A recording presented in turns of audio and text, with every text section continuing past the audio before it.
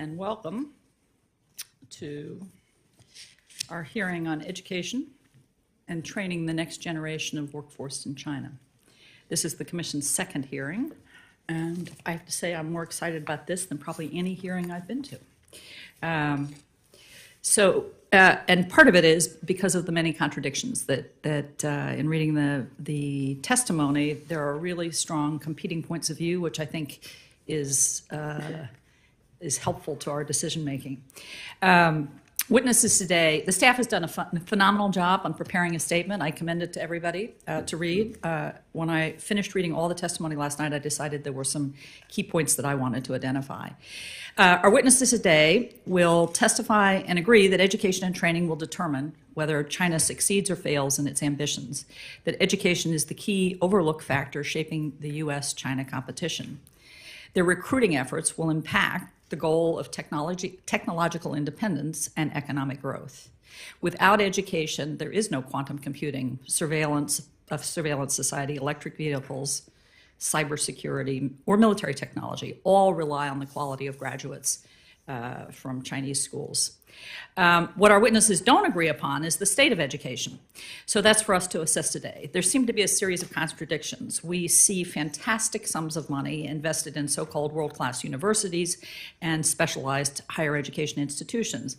But we also hear about an innovation gap and a diffusion deficit. We also know that China spends less of its GDP on education than Brazil and Mexico.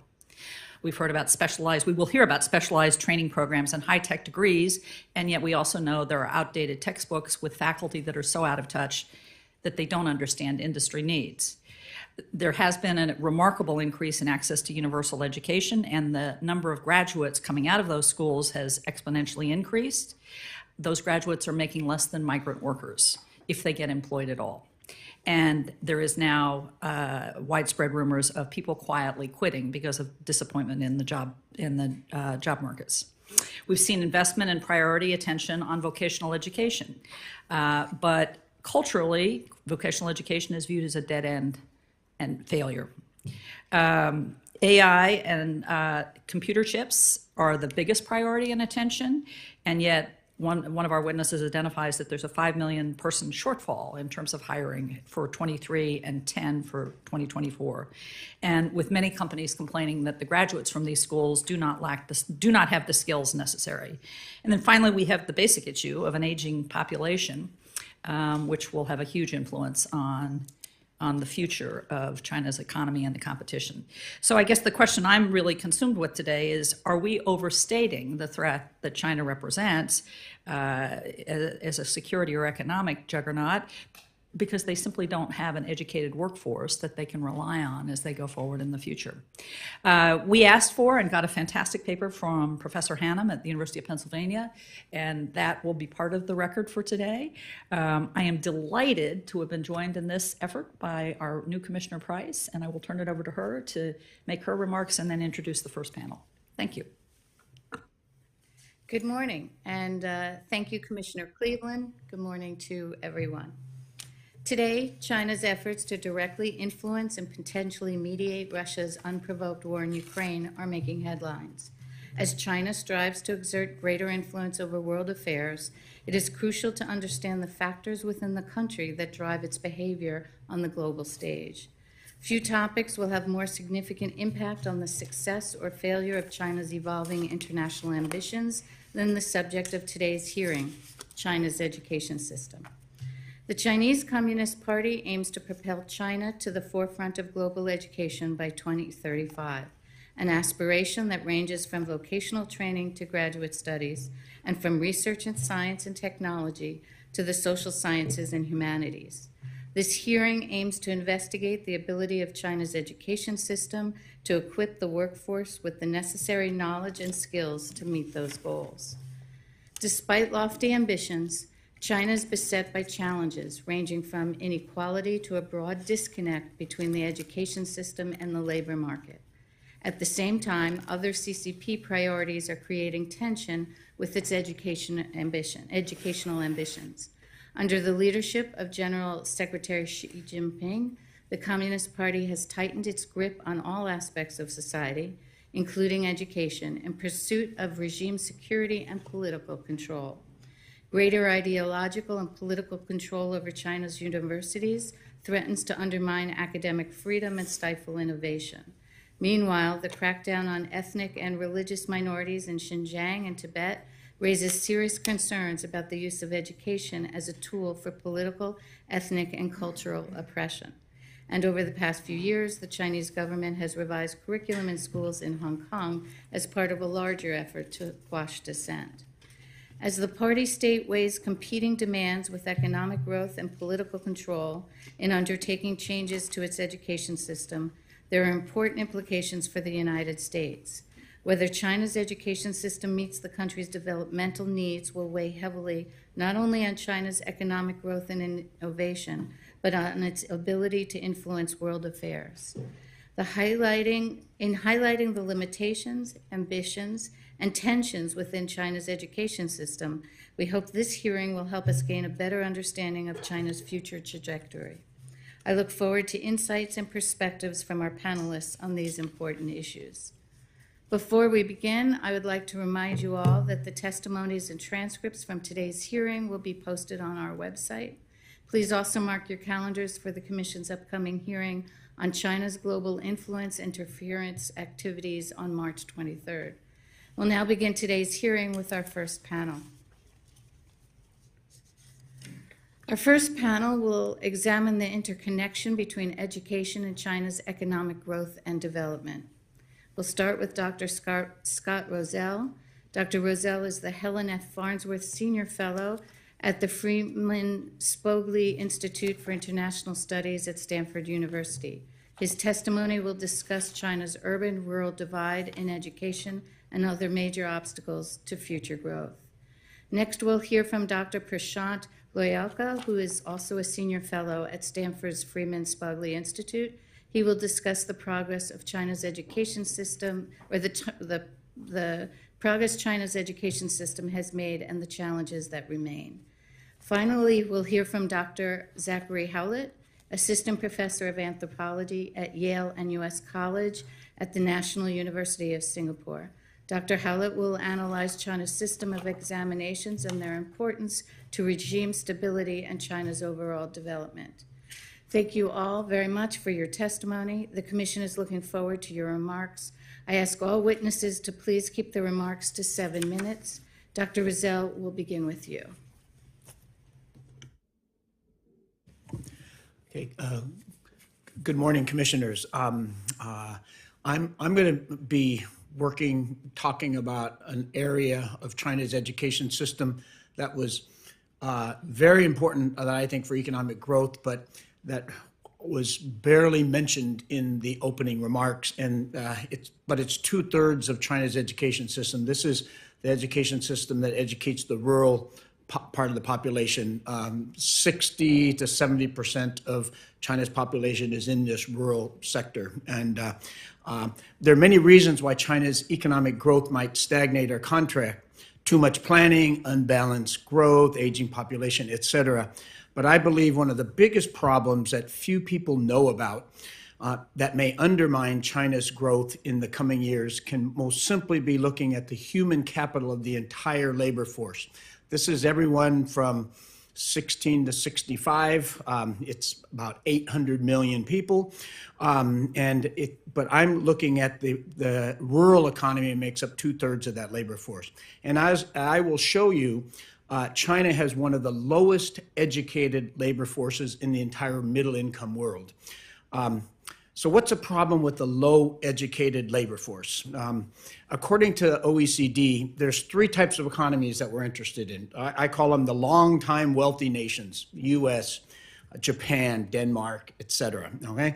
Then there's the graduates. Those are the countries in the last several decades that went from middle income to high income. South Korea, Israel, Ireland, Singapore. And then there's the stuck in the middle income trap countries, Turkey, Thailand, Brazil, Mexico, South Africa. They were middle income in 1960, they're middle income today. So while there are a number of different factors that may account for this ability to go to high income and ability to the stuck in the middle income trap. There's really one thing I think that's underappreciated that accounts for this disparate paths of these countries.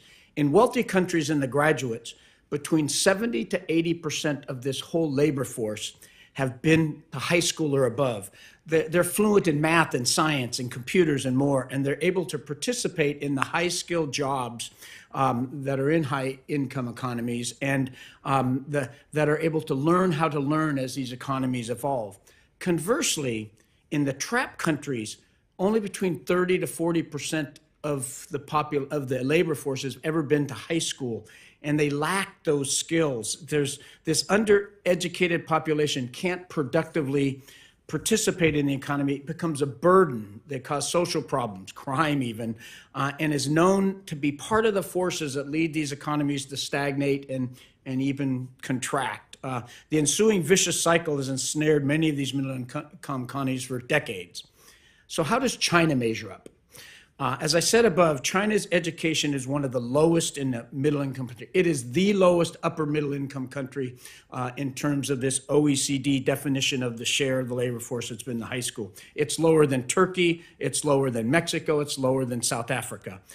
This means 500 million people, so it's only 30%, only 3 out of 10 people in China's labor force have ever been to one day of high school.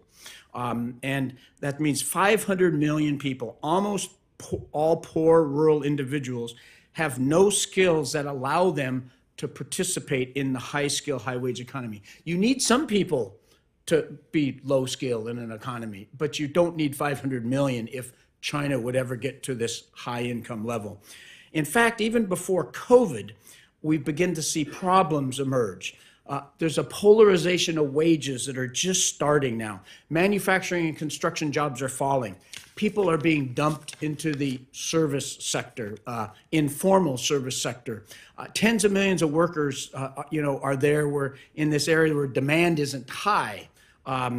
Wage growth has been stalling, hours falling, unemployment rising, and in 2019, the last time I was in China, you were talking to these young rural people, is they were beginning to worry about the future for the first time in the last 30 years, and there's even minor rumblings of discontent.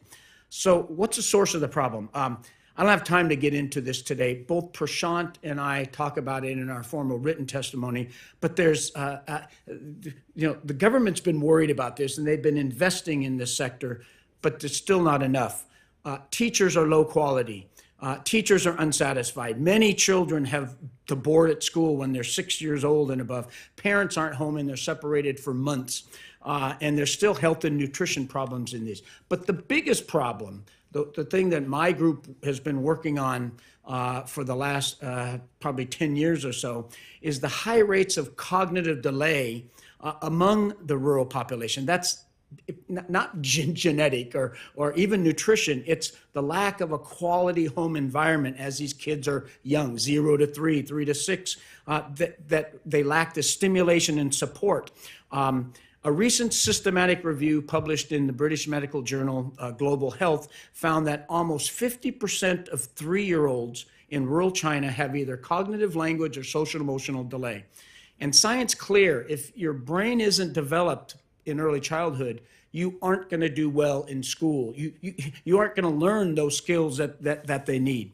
So unfortunately, from China's point of view, the government has not started addressing this. It's shown that parental training programs to reduce this problem work, but they, even though other middle-income countries have really started to promote this part of government investment in human capital, China hasn't started yet, and I think that is trouble for them in the future. So, in summary, is China doomed to fall into this middle-income trap? If you look from this perspective, I think that they face lots and lots of challenges. Of course, a nation's economy relies on more elements than the overall human capital labor force. It's important. China's doing quite well in investment into infrastructure, the health of the external economy, and it's possible these successes in these areas will offset there. But I think what there are other problems of overinvestment and unbalanced growth. There's a high chance that China could slide into this middle income trap. So I'm going to end right there. Thank you, commissioners. Thank you very much. And Dr. Loyalka. Dear Commission members, thank you so much for inviting me here today. Today, I'd like to speak about China's education system and the progress that it's making. As you know, China's experienced rapid economic growth over the last 4 decades. This rapid growth was due in part both to the size of China's labor force as a proportion of the size of its population, as well as to improvements in labor productivity from rural to urban migration and privatization. However, as China's population continues to age, urban migration peaks, and opportunities for privatization plateau, improvements in labor productivity rely increasingly on improvements in education. Today, China's education system is one of the largest and most complex in the world. To better understand its role in developing human capital throughout the country, it's helpful to look at its system of education in rural and urban areas separately. It's also helpful to examine China's regular K-12 education system separately from its systems of vocational education and higher education. In K-12 education, urban students have ample opportunities to receive a high-quality education. According to the International PISA test, 15-year-old students in economically advanced provinces of China rank first internationally in reading, math, and science. A substantial proportion of urban students in less advanced provinces likely also have high levels of achievement.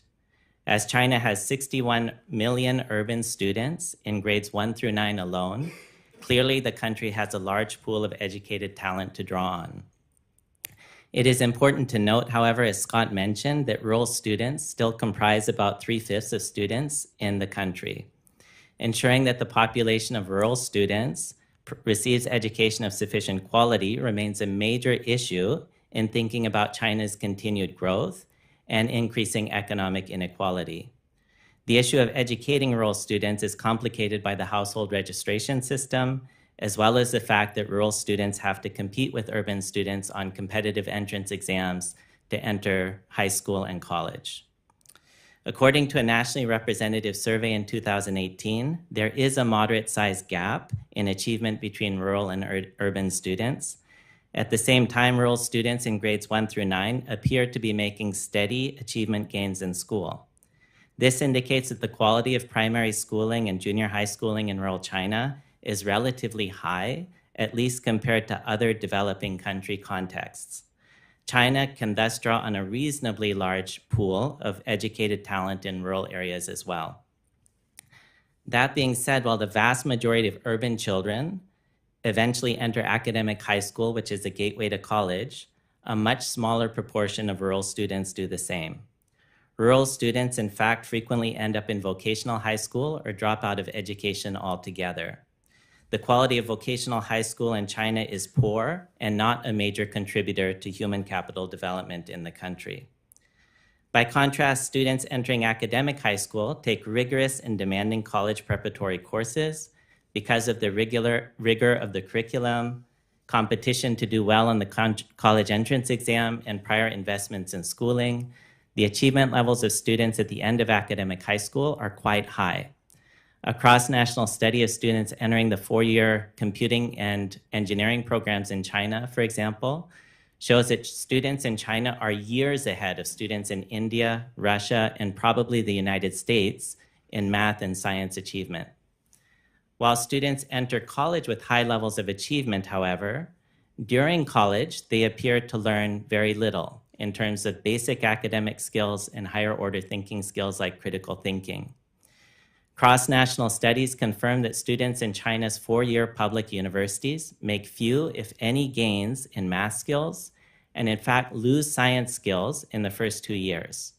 Furthermore, by the end of 4 years, graduates in China have comparable levels of major specific skills and critical thinking skills as graduates in India and Russia, and considerably lower major specific skills and critical thinking skills than graduates in the United States. The lack of learning in these 4-year public universities, which are the top 1 and 2 tier universities in the country, implies that the quality of education is perhaps even worse in less resourced and less well-managed lower-tier colleges. Let's go back to thinking about sheer numbers of students again. Over the last 2 decades, China has rapidly increased access to higher education. The proportion of 18 to 24-year-olds going to regular 4-year undergraduate programs in China is now 16% compared to 31% in the United States. At the same time, it's important to keep in mind that approximately 19 million students are enrolled in these programs in China compared to 11 million in the United States. In other words, China has a much larger pool of graduates in college than the United States, which has implications for the country's ability to modernize and innovate. There have been no high-quality studies that I know of that look at the quality of graduate schooling in China. Suffice it to say that China also produces a very large number of graduate students. In the last 10 years, it produced about 6.5 million master's degree students and 600,000 doctoral degree students. Policymakers in China have also been giving considerable attention in the last few years to improving the quality of graduate education. Whether graduate education is currently producing high-quality students is doubtful, considering the low quality of the undergraduate experience. However, it's quite possible that the quality of higher education, both at the graduate and undergraduate levels, can improve quickly if China invests the requisite resources and effort. In summary, China has a vigorous education system that is improving in size, accessibility, and quality. The country still faces considerable challenges, however, in addressing rural-urban gaps in education, gaps that become increasingly manifest after junior high and which have implications for economic growth, inequality, and social stability. China also has a lot of work to do to improve its vocational and higher education systems. Given its strategic importance for national development, it seems highly likely that China will put considerable effort into improving its higher education system in the years to come. Thank you. Thank you very much, Dr. Howlett. Co-Chair Cleveland and Co-Chair Price, commission members and staff, thank you very much for the opportunity to testify at this hearing. My testimony concerns China's national college entrance exam, known as the Gaokao, or high-level exam. I'll be focusing on its role in reinforcing Chinese party-state political legitimacy. The Gaokao performs this function by sustaining the perception that the party-state maintains the basic conditions of meritocracy, a system in which hard work and merit can lead to success and honor. Held over 2 days every June 7th and 8th, the Gaokao is the conducting baton of the Chinese education system and the culminating rite of passage of 12 years of schooling. As the main determinant of college admission, it provides an important path to social mobility. As people in China say, the Gaokao changes fate. Every year, some 10 million high school seniors take the Gaokao, representing about half their age group. The exam is notoriously difficult to cheat on, leading many to see it as an island of transparency and fairness in a system rife with backroom dealing and social connections, or guanxi. All over China, people see the Gaokao as the only relatively fair social competition. The exam is especially fateful for China's hundreds of millions of rural residents and rural to urban migrants. Despite many reforms, China retains a de facto two-tier system of citizenship. People with rural household residency have inferior access to healthcare, welfare, education, and employment. For many, the Gaokao provides the only viable pathway to urban citizenship and the benefits of a white-collar life. To be sure, preferential admissions quotas favor examinees in metropolitan cities like Beijing, Tianjin, or Shanghai. Still, the Gaokao gives ordinary people a direct, though difficult, route to status and power. From the state's perspective, even those who fail the exam learn a valuable lesson. Rather than blaming social inequality or the party state for their failure, they blame their personal failings or bad luck. Instead of rebelling, they strive to give their children a chance to succeed. People may forget the contents of their textbooks, including ideological indoctrination, but other lessons run deeper. They learn to believe in meritocracy and hitch their personal destiny to the yoke of national development led by the party state. But this system is straining under rising inequality and slowing economic growth.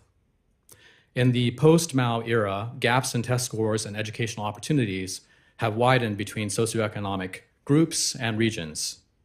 Meanwhile, the rapid expansion of higher education in the 21st century has outpaced the creation of job opportunities for new college grads who face a crisis of on- and underemployment. Although girls and women are outperforming boys and men, they remain largely locked out of economic and political leadership positions. Exacerbating these unequal trends, automation is killing jobs, and China now faces the silver tsunami of a rapidly aging society. The demographic dividend of plentiful, low-wage workers is a thing of the past, but pivoting to an innovation-driven service economy requires economic liberalization and equitable access to high-quality vocational training, college prep schools, and colleges. Under General Secretary Xi Jinping, the party state is failing to address these challenges. Without a course change, China may not escape the middle income trap that bedevils so many developing countries. As growth slows, a whole generation is confronting the idea that China's future may not be as bright as once believed. Hard work and merit no longer seem to guarantee success. This potential crisis of meritocracy is exacerbated by contradictions inherent to the exam system.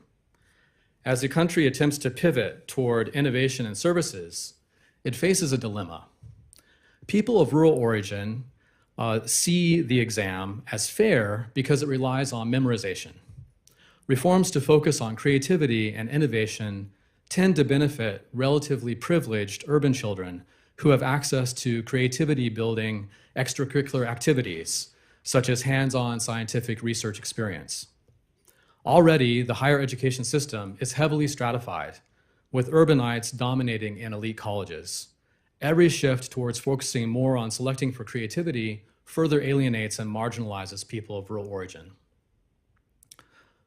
From a US perspective, this crumbling faith in meritocracy presents both threats and opportunities. A threat is that the party state may use more muscular methods to sustain legitimacy, fanning the flames of nationalism and even initiating armed conflict over Taiwan. An opportunity is that increasing numbers of educated people are looking abroad for their futures. Whereas the majority of students from China formally returned to the motherland, this trend may reverse. China may face increasing brain drain. Countries friendly to high-skilled immigrants will see an influx of talent.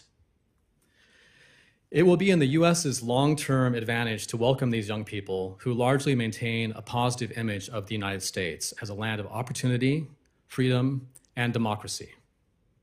At the same time, the US should continue the cultural exchanges that have reinforced these positive views. Generations of Chinese scholars and students have visited or studied in the US. Such exchanges counteract Chinese propaganda and help give Americans a window into social and political developments in China. These interactions are even more important in an era when it is increasingly difficult for Americans to travel to China for in-person research. For these reasons, I recommend fully restoring the China Fulbright Exchange Program, which was suspended in July 2020. Thank you. Thank you all, excuse me, thank you all for your excellent testimony. We are going to call on the commissioners in reverse alphabetical order. So I will start with Vice Chairman Wong. Thanks, Riva. Good morning. Thanks for your testimony. A couple of questions, and forgive my ignorance or the rudimentary nature of my questions, but I'm going to ask them anyway. First of all, a number of you lay out the kind of testing or meritocratic system, either at the secondary school level or the higher education level with the testing in China. What role, though, throughout the pre-higher educational system does corruption play as far as between students or parents and students and teachers? What effect does that have on the quality of the schooling? I'm not sure if there's any kind of statistical or hard data you could present or simply anecdotal, but I'm just curious what the role corruption plays. Maybe, yeah, Mr. Yeah. Anecdotally, having lived in China for a long time as well, it is true that parents have this habit of giving gifts to teachers so that they will treat their child better in school. That's pretty ubiquitous across China, even starting from kindergarten, going all the way through high school. I think in recent years, there's been an attempt to clamp down on that, but I would be surprised if that's been diminished significantly. Another more formal kind of channel that's not corruption per se, but is kind of surprising maybe when we think about meritocracy, is that for academic high schools, there's basically two cutoffs to getting into a particular academic high school. There's one that's the regular cutoff. If you score high enough, you get to go to that elite academic high school or whatever it is. But if you don't score high enough, there's another cutoff where you can pay extra money to be able to go. And it's quite a sizable amount. And so that allows people that aren't doing as well, but who have more money, to be able to go to academic high school and therefore access college. And what overall effect, and is it significant, does this corruption or this non-meritocratic system have on the educational system of China? For the first, there's not a lot of empirical data, as you can imagine, on trying to measure the impact of parents giving gifts to teachers and how that results in students performing differently. For the second, we can say that it makes a sizable difference in who can go to high school and who can go to college in China.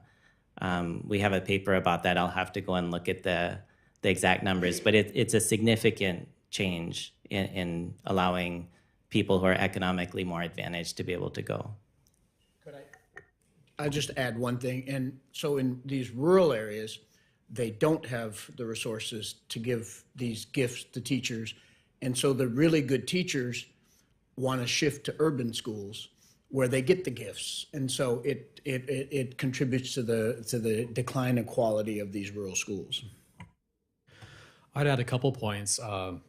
One is that the factors that Dr. Loyalka and Dr. Rozelle have talked about raise the importance of the Gaokao, or college entrance exam, as a relatively incorruptible exam. So that's an exam where it's very difficult or impossible to spend money or bribe one's way into a better college through the exam directly. And there's a lot of things one can do leading up to the exam, but the exam itself is considered incorruptible and it's relatively closely policed.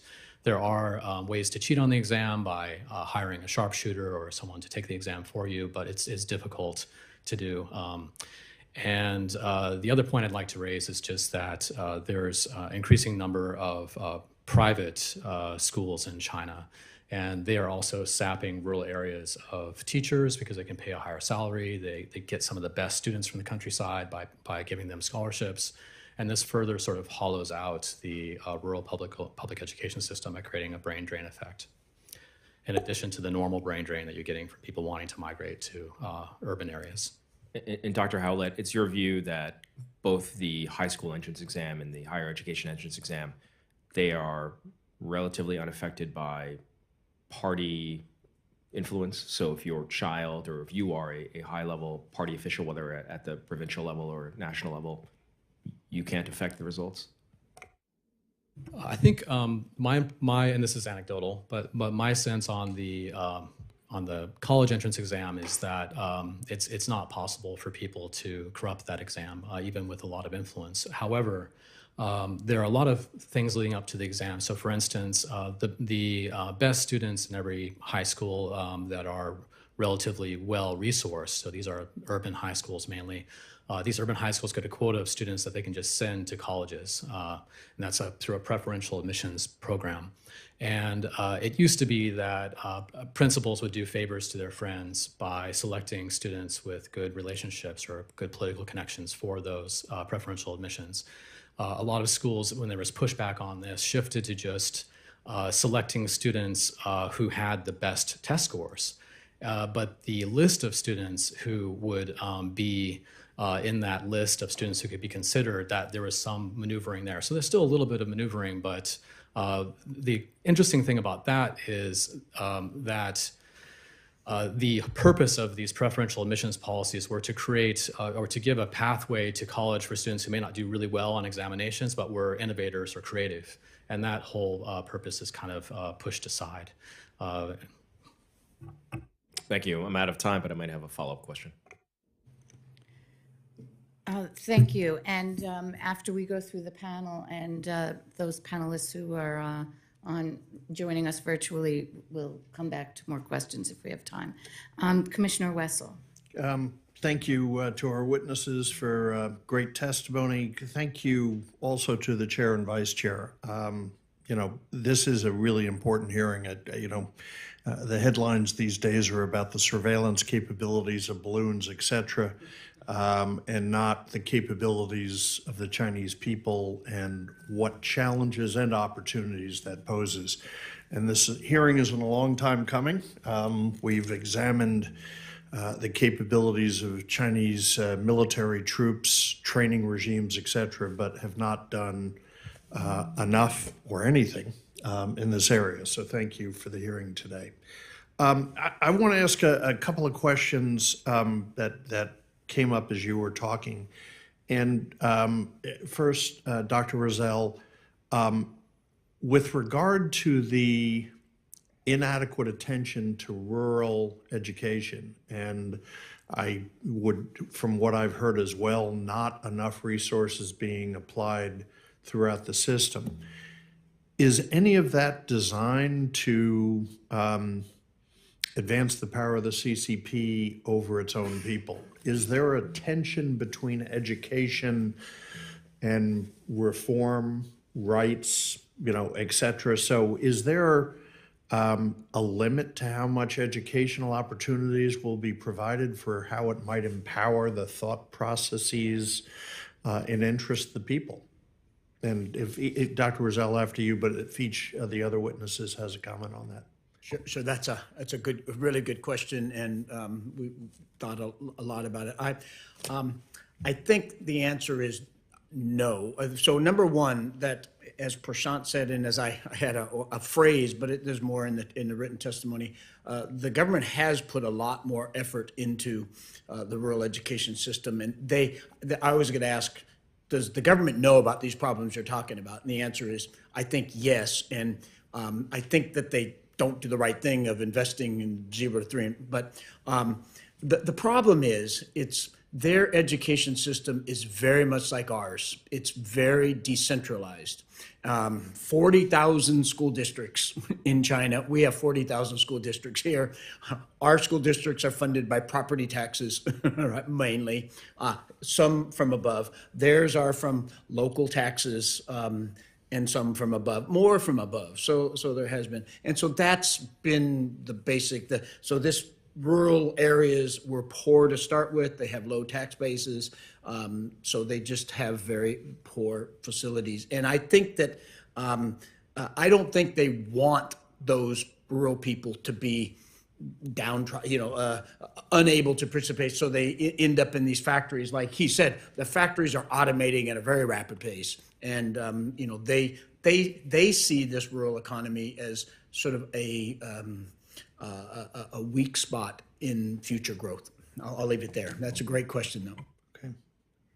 Dr. Loyalka. Thank you. Yeah, I would essentially agree. And I think in addition to mentioning the decentralization of China's education system in provinces and localities, it's also important to realize that the central government isn't a monolith either. I think that there's differences between ministries in terms of how capably and effectively they manage the education system. And I would think that overall, the central government has a really positive view to trying to improve rural education and rural development. But there are agencies that seem to get in the way of that just because of capacity and self-interest. Dr. Howlett? Thanks. Yeah, I would add a point that in the STEM field, so science, technology, engineering, mathematics, I think China wants their students to be very, and China's not a monolith, but as a shorthand, the state wants the students to be very creative and very proficient. Humanities, I think, and history and that kind of thing is another thing. And in Chinese high schools, I'm a social anthropologist, so I spend a lot of time in Chinese high schools doing field work and observing classes and so on. What students say and what teachers say is that humanities and history and geography, these are things you memorize.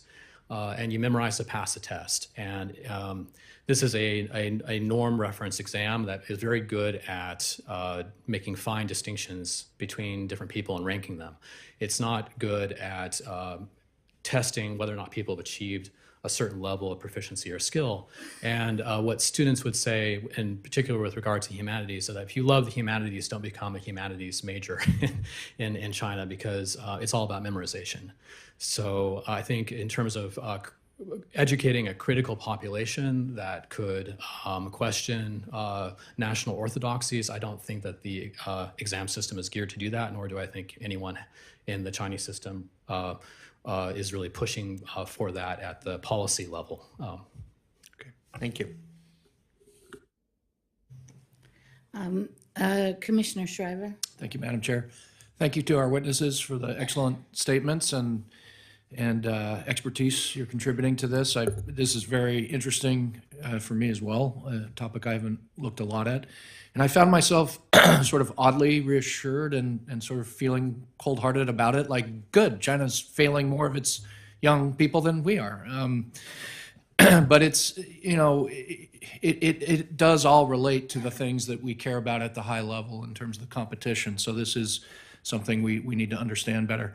I guess, Dr. Rozelle, to start, what to you in this very overwhelming problem they have with the decentralized system and huge numbers of children in the rural areas, what to you would say now the CCP, the state party, is serious, that they're not only they understand the problem and they don't want to trap people, and I thought that was an excellent question, but now they're serious, and now and then we have to be mindful of how that trickles up to higher level education.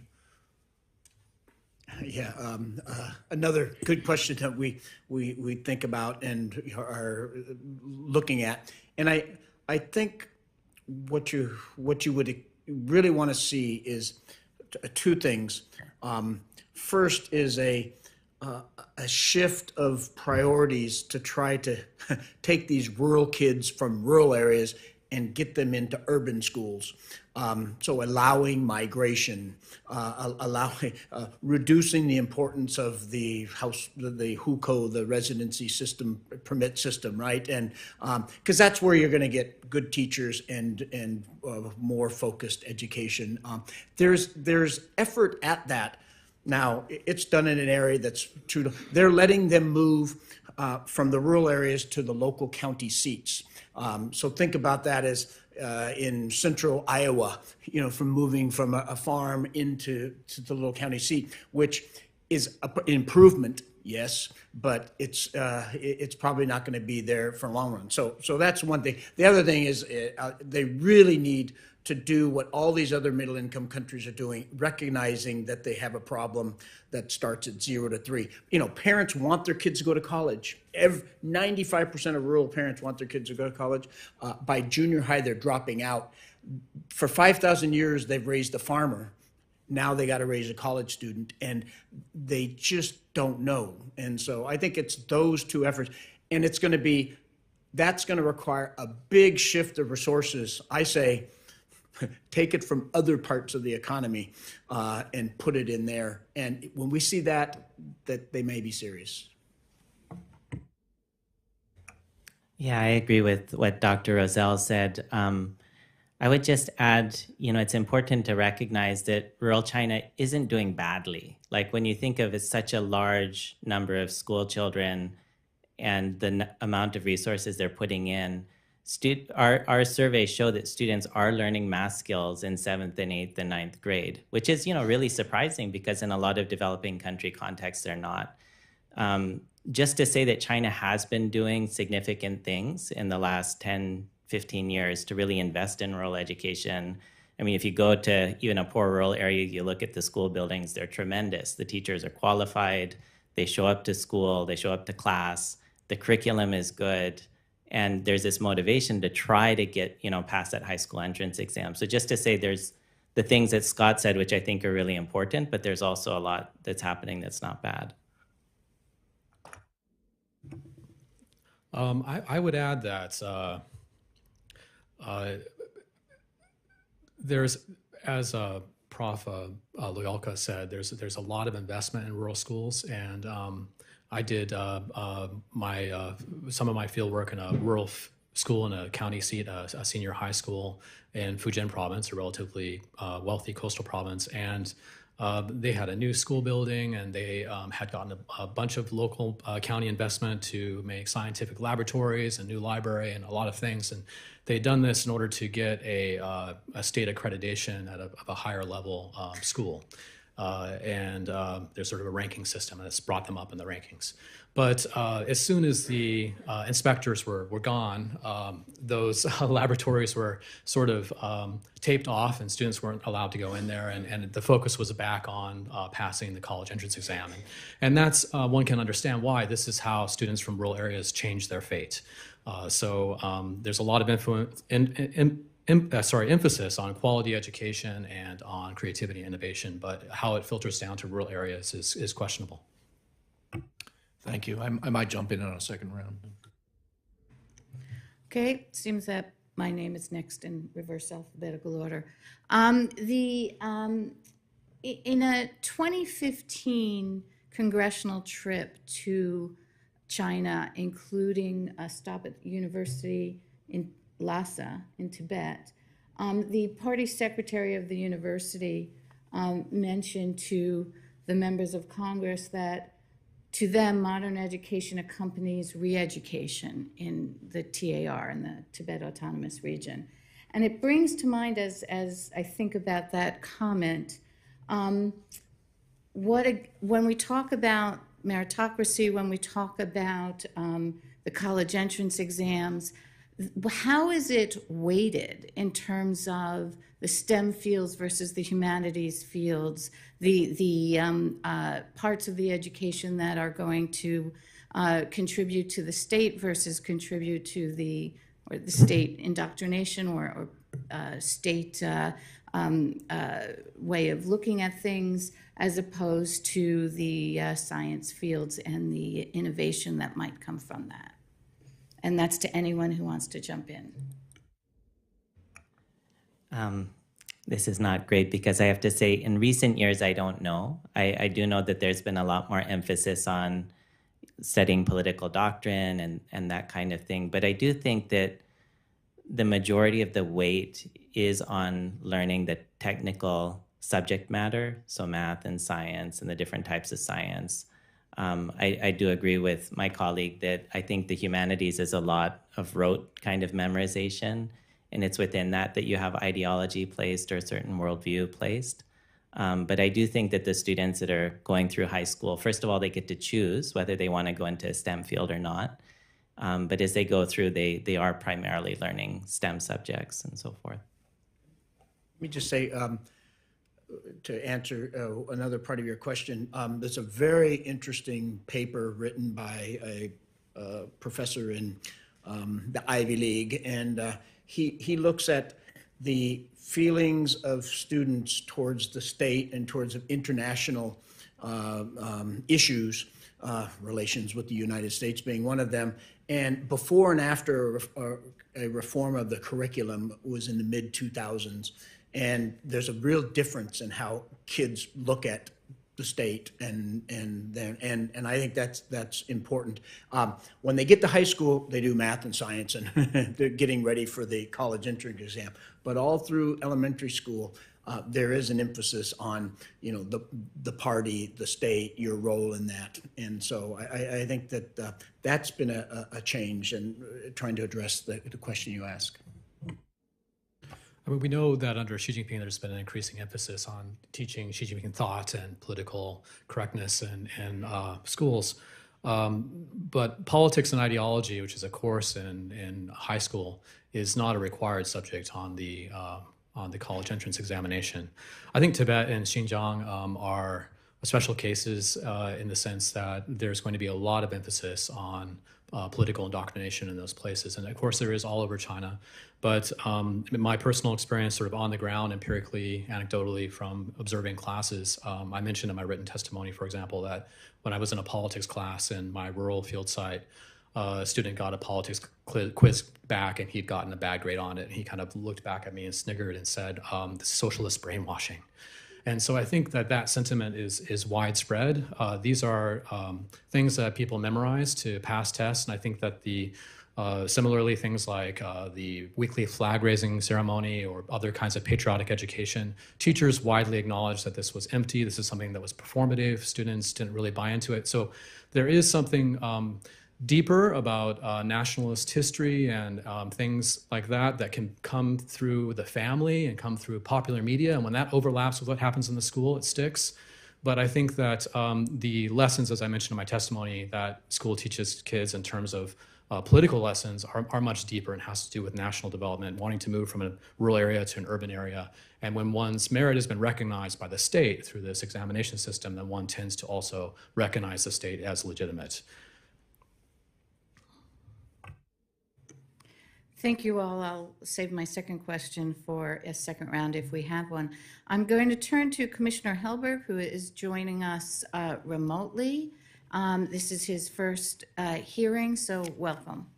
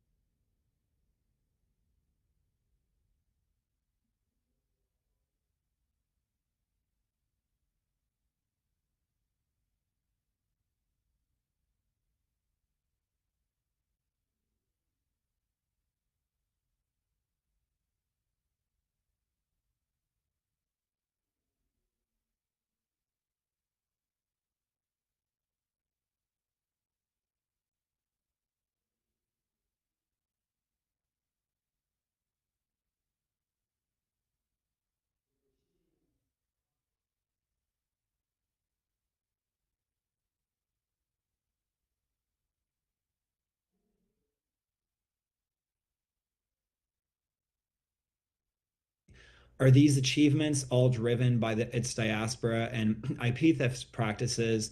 And lastly, are either of you aware of any precedent of a country moving to the outer edge frontier of the technological edge, all the while remaining middle income? Thank you. That's a great question, and it has, I think, multifaceted in terms of how we need to think about it. First of all, we can remember that students that go through academic high school, and it's a large number of students, are doing really, really well in math and science and reading. In fact, they're doing so well that they start years ahead of students in Russia and India and the United States, most likely, in terms of their skill levels. We did a cross-national study with nationally representative samples that shows this. It's true that during college, students don't learn very much in terms of their basic academic skills and critical thinking. I think they learn some major specific skills, what our tests show. But I think that's because college is this place where they've taken the national entrance exam to get into college and they kind of relax. And I think it's when they go into the workforce and they go into research institutes of the government, they go into companies, they stay at universities, that's where they can get into the opportunities to do exciting research and to really increase their skills on the job. I would just add that China pours a lot of money into research in universities and into research institutes. I don't have the figures, but I think you mentioned some of them. So I think it's just really important to realize that that's a parallel thing to look at, which is not just what's happening in education, but what's happening to support research through educational institutions and through other institutions in the country. I absolutely, totally agree with exactly what Prashant said. I'm old enough to have gone to college in the 70s and grad school in the 80s and remember the rise of Japan. And they were at the cutting edge of technology, and they were going to overtake America. And the relationship wasn't the same as that of our relationship now with China, but it was a huge concern. And what we found out Japan did was that they invested enormous amounts of money into electronics and to chemicals and to cars, automobiles, but they didn't have this economy. There's 92 industries and sub-industries in economy that all have to grow when you go from middle income to high income at 2 to 3% a year. And that's what undermined Japan's economy. They haven't grown since 1990s, right?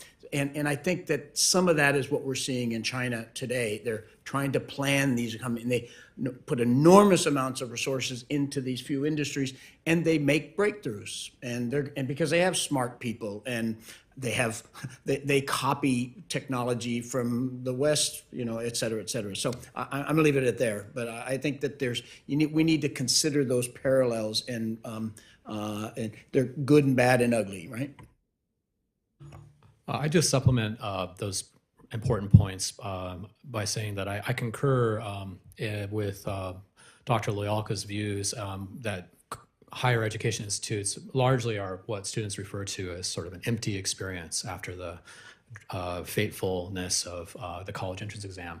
However, it's a very hierarchical system, and as mentioned, there's a tremendous amount of investment into the top universities. And I think the experiences of students at Peking University or Tsinghua University will be, night and day different from those at second or third tier institutions.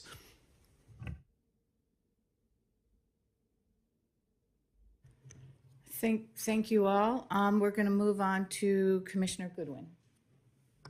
Thank you, Madam Chair. My appreciation to the witnesses. Dr. Howlett had a question about some of the reforms to the high-level exam that you referenced in your testimony, and reforms to the college admission process itself to emphasize creativity and innovation, and how those reforms disproportionately impact people of rural background. But you also alluded to the fact that some colleges are actually administering their own special admissions exam and admissions process. How much latitude do the institutions of higher education in China have to administer their own exams, and how prevalent is that? So there are many top institutions in China that administer their own examinations, but these are not a separate pathway into those institutions. They are exams that students take to get bonus points on the college entrance exam. And there are special pathways, as I mentioned earlier, preferential admissions for students to get into those colleges. In general, as you mentioned, the increasing emphasis on what people in China call quality or general creativity, innovation, comes at the cost of the fairness of the exam, or the perceived fairness for people in rural areas. So things like having short answers on the exam that are sort of open-ended and cannot be memorized, this is perceived as undermining that fairness. So I heard a policymaker slash education researcher in China describe the exam as a balloon. You push on one side and it pops out, something pops out. It's a very complex policy environment, and it's there's a lot of regional variation. Until mid-2010s, the exam had been design had been devolved into provinces, and provinces were then sort of incubators for innovation in the education system, which is something that China does very successfully, is it tries to have different provinces incubate different kind of innovative approaches. But under Xi Jinping, there's been a large re-centralization of the exam design to emphasize fairness, because there were processes by which, if you went to a very good high school and your teacher was involved in making the exam, then you could get some sort of benefits from being taught by someone who had actually been going to be making the exam. So there's been a re-centralization to emphasize fairness. So there's always this push and pull between fairness for rural people and trying to increase innovation and creativity in the education system. That touches a little bit on my follow-up question. I was fascinated to read in your testimony about the lasting faith in this system, despite the disproportionate impact and the increasing challenges facing rural students, high unemployment among 18 to 24-year-olds and so forth. And you touched on it a little bit there. What's the impact of these changes or enhanced emphasis on creativity and innovation, and colleges having their own exams, not in lieu of the high-level exam, but to provide bonus points and so forth? Do you see that undermining this broad-based and lasting faith in the high-level exam? It's a push and pull, and I would nuance my short oral testimony by saying, every year there's an increasing number of students taking the Gaokao, or the high-level exam. It's up above 10 million now. And I think that there is a tremendous amount of residual remaining faith in the exam, and there's always going to be this push and pull that we described.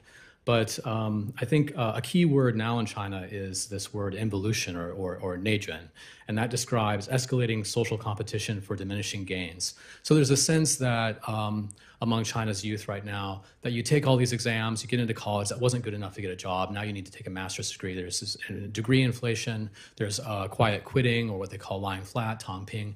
So there's sort of a broad sense that goes beyond this push and pull between innovation and fairness. There's a broad sense that it's getting harder and harder to succeed in this meritocratic environment. Very quickly, you also mentioned the growth of private institutions. Are those secondary level, or is there also a growth of higher education private institutions? There are both, and I think there are both, but it's in the higher education is a very small part of the market, and mainly in senior high schools, that's where we see this sort of sapping of resources from public schools in the countryside, at least in the areas where I worked. Thank you. Okay, we're going to turn to Commissioner Friedberg, who also joins us remotely. Thank you very much, and thanks to all of our witnesses for really fascinating testimony. I wanted to start with Professor Rozelle. To what extent are the problems that have emerged in rural education the result of deficits in early childhood learning education? To what extent is the problem the result of the fact that so many parents are migrant workers and travel and are away from home and are not present to stimulate and help to educate their children at a very young age? That's my area of research. What we find, if you go into schools and you test for their cognitive development, you're not supposed to say in China the word IQ, but you test for their IQ, and then you test for their math test scores. It's a 45-degree line. So Prashant keeps saying they're learning, and they are learning because they push, and the families want them to learn, but they learn from a very low level, and they learn little. And if you take, we've done these big studies where you take the difference in math scores within classes across, and 60 to 70% of that is due to just low levels of cognitive development, delays within the classroom. And so I think it's very, very important. And it also has to do, did you go to a good preschool? Did your parents leave you behind with grandma? And all those are important factors, but they're much smaller factors. I think the biggest cause and effect is the fact that moms and dads leave kids when they're 0 to 3 because they can't take their kids to the urban areas while they're working. And so these are all intertied. So if that's correct, if that's the root cause of the problem for many kids, even considerable increases in investment in rural education is not, it seems like they're not going to help all that much if you get kids who are behind from the very beginning.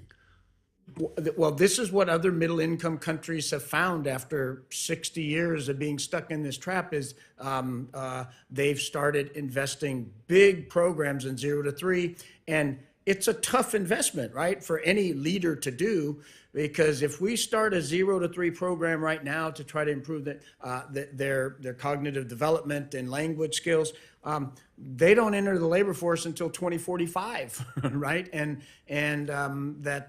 I think that hence there is the tension. I think we have this problem in our country too, right? So how much do we invest there versus others? So these are the perfect questions. So I think that huge investment in rural education are going to have results, and they've had results in the past, but that ultimately there's this huge part of this labor force that has trouble to learn how to learn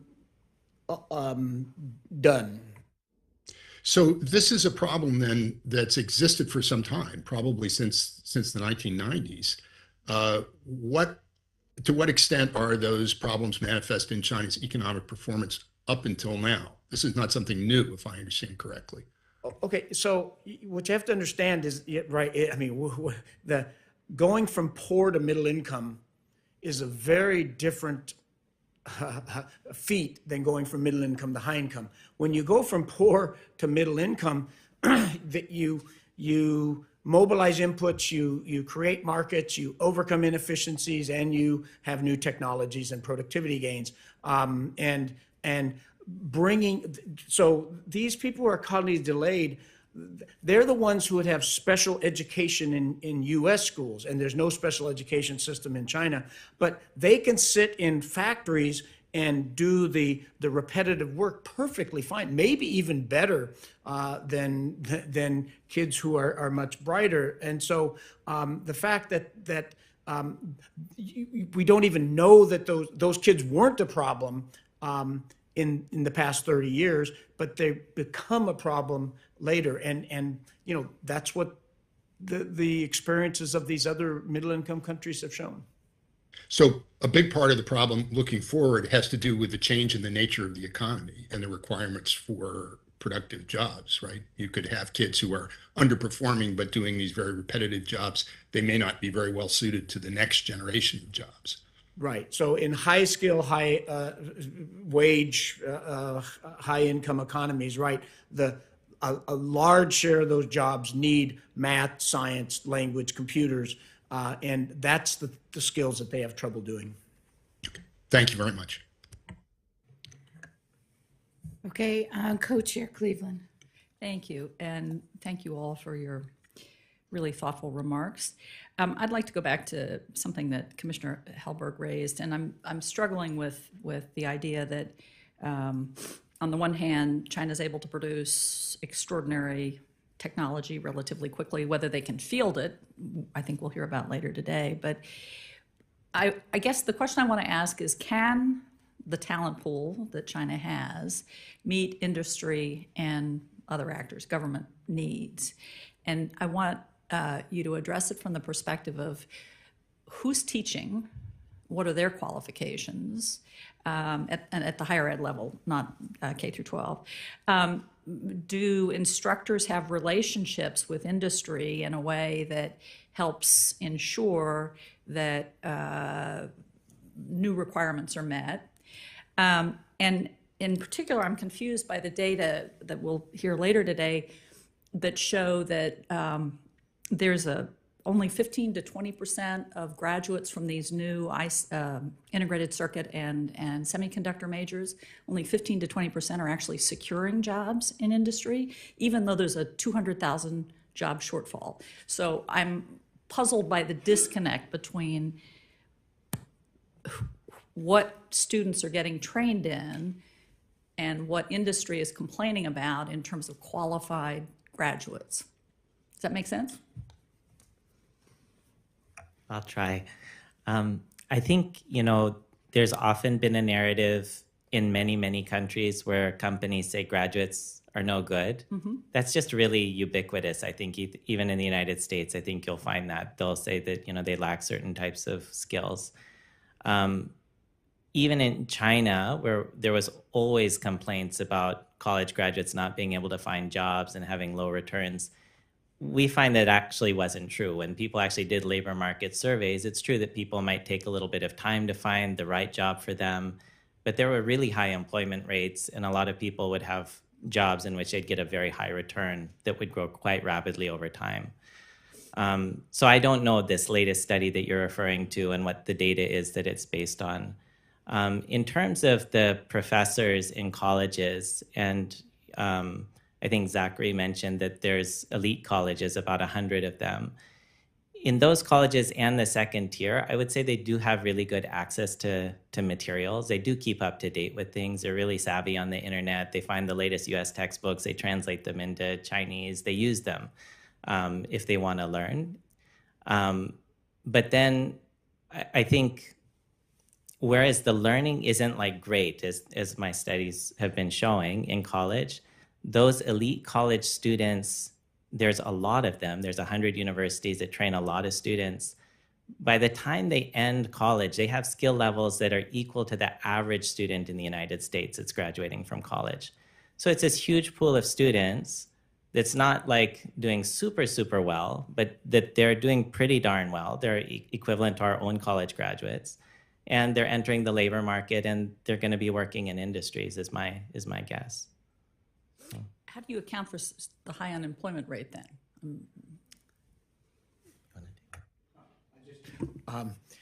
Yeah, I mean, I think the real high employment rate is a COVID issue in these last, a couple of years, and that there's a couple papers that have looked at this where in every single summer in July and August and September, the papers are full of college students can't find a job, and that's what the parents of these urban kids are worried about. You go to them in the next May, right, the month before the next graduation, and almost all of them, until recently, have had jobs, and they start at really low levels, right? They start. Migrant workers make more than them. Wait until 5 years from now, and then they're making 3 times of what migrants, or twice as what migrant workers are making. So until recently, until this economic slowdown has really, come to a crawl.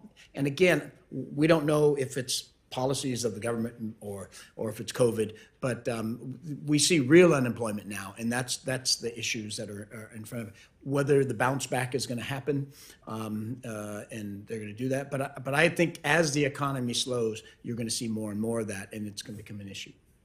I'll have questions for the record on vocational education, but thank you all. Thank you, and Commissioner Boricoff. First, thank you for this hearing. It's provoked so many questions for me that I can't ask any of them except one.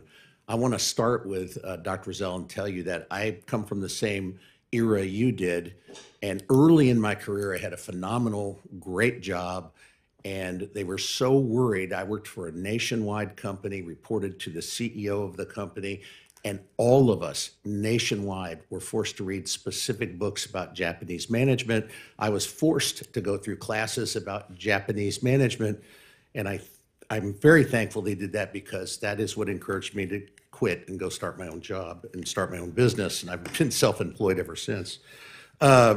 Secondly, I spent 10 years of my life in an unpaid community contribution role where I live, working on early childhood development because of a member of my family, and learning a lot about what you've been discussing today. I wish we had time to talk more about that, but I have a different question. Mine's a fairly simple question. I'm not sure the answer is. I have an acquaintance who was the CEO of a private university firm that operates in China and still does today. Very proud of what they do. She is. She's not doing that now. I know they only had a few, maybe a dozen schools. I don't know if they're the only one. I'm very interested in all of your perception about private universities in China and how are they perceived there.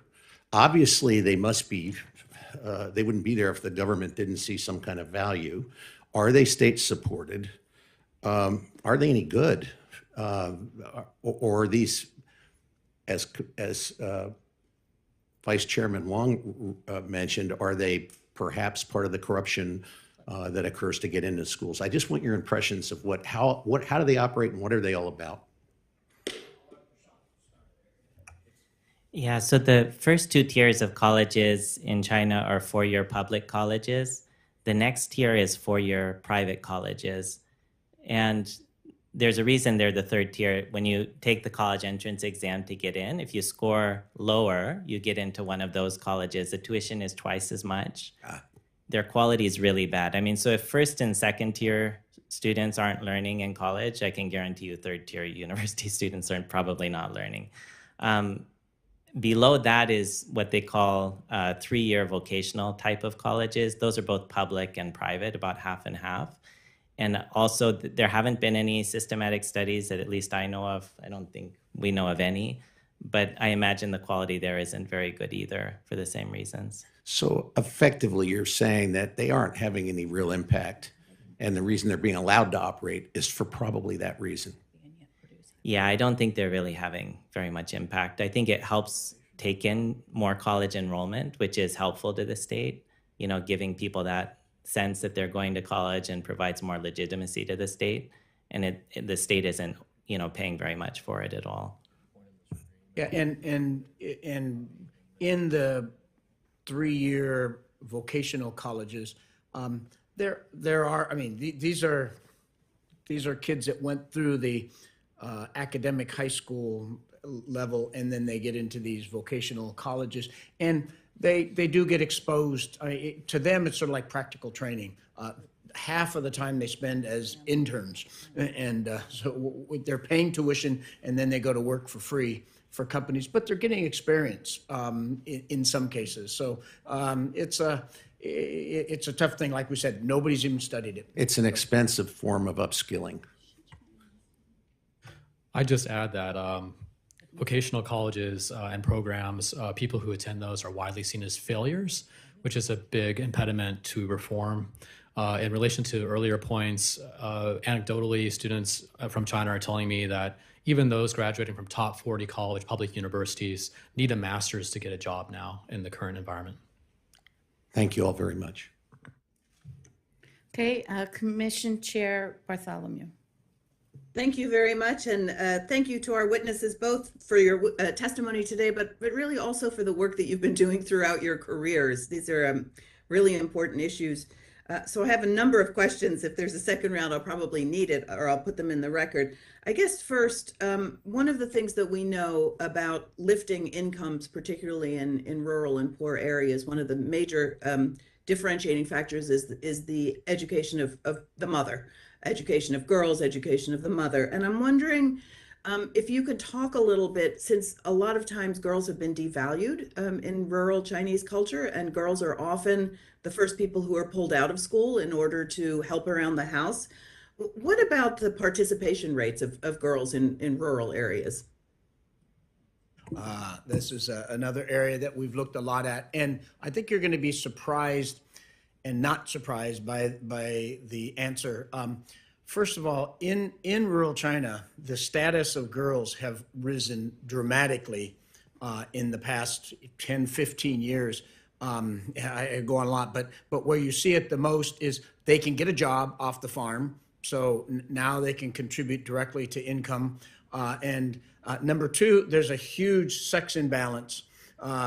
Gender imbalance in the marriaging age right now, and then I guess third is on Chinese TV there is constant sort of propaganda, good propaganda, that talks about how girls, you know, will take better care of their parents than boys, which is probably true, and so this is as Rice. So we do these studies with on 0 to 3 babies with 2,000 parents with kids, and that about 1/4 of them will have 2 girls. And we'll ask the parents, are they going to have another child because they need a boy? And almost systematically they say no, 2 is enough. And they say, does your mother-in-law want a boy? Yes, right? But they don't, and they just basically say. The other thing I want to say is we then have looked at the cognition levels of baby boys and girls at 3, performance in preschool, K to 12, and college. And in all of those levels, girls do better than boys. And the admissions of girls to colleges is now higher than that of boys.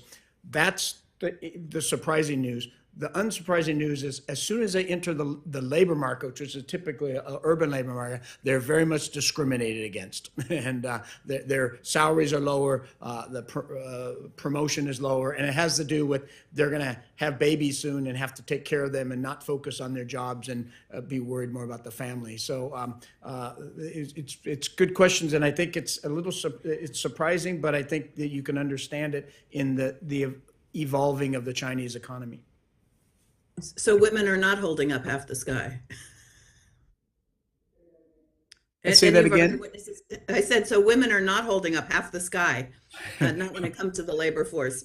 In the labor force, they're not holding up half the sky. In the education system, they're holding up 60% of the sky. Do either of our other witnesses have anything to add? If not, Dr. Rozelle, I have a specific question for you. I would just add really quickly that there sort of is a perception that women's outperformance in China is due to the one-child policy. But in fact, in many rural areas, there are 3 or 4 children in many families, and daughters are competing with sons and son preference to do so well in education. And now they number about 54% in college, and they've overtaken men in graduate school as well, despite a distorted sex ratio at birth. And this is also a global phenomenon. It's not just in China. Women are outdoing men in education globally. They just need to be given a chance to do the labor force properly. Dr. Rozelle, another question for you. This is putting you on the spot a little bit. I understand that you testified before this commission in 2004 on challenges for China's future economic development. I'm wondering if you could tell us what you've learned about this, watching this for the past 20 years, and if any of your expectations from 20 years ago have played out differently. Yes. So I often say, if we went to a conference in about 2006, so the recent very soon after I testified here, and we were talking about the future growth of China, and all of the economists in that group were talking about how China was on its way and they were going to continue to develop, et cetera. I'll keep this short. And the political scientist in the group said, be careful. You don't, that there's things underway that are going to undermine. And I think since that time, the shift from market to planning, the continued overinvestment in sort of infrastructure and government investment versus trying to foster consumption. The economists that work on China have turned from these optimists to pessimists. So we were wrong 20 years ago. And, I think that that's where we find ourselves today. So it's very good questions. I used to work fully on agriculture, and now I work fully on human capital. I think that that's a shift in the economy. And have any of the three of you seen any changes in either the orientation of the education system or the emphasis on the education system since Xi Jinping took over?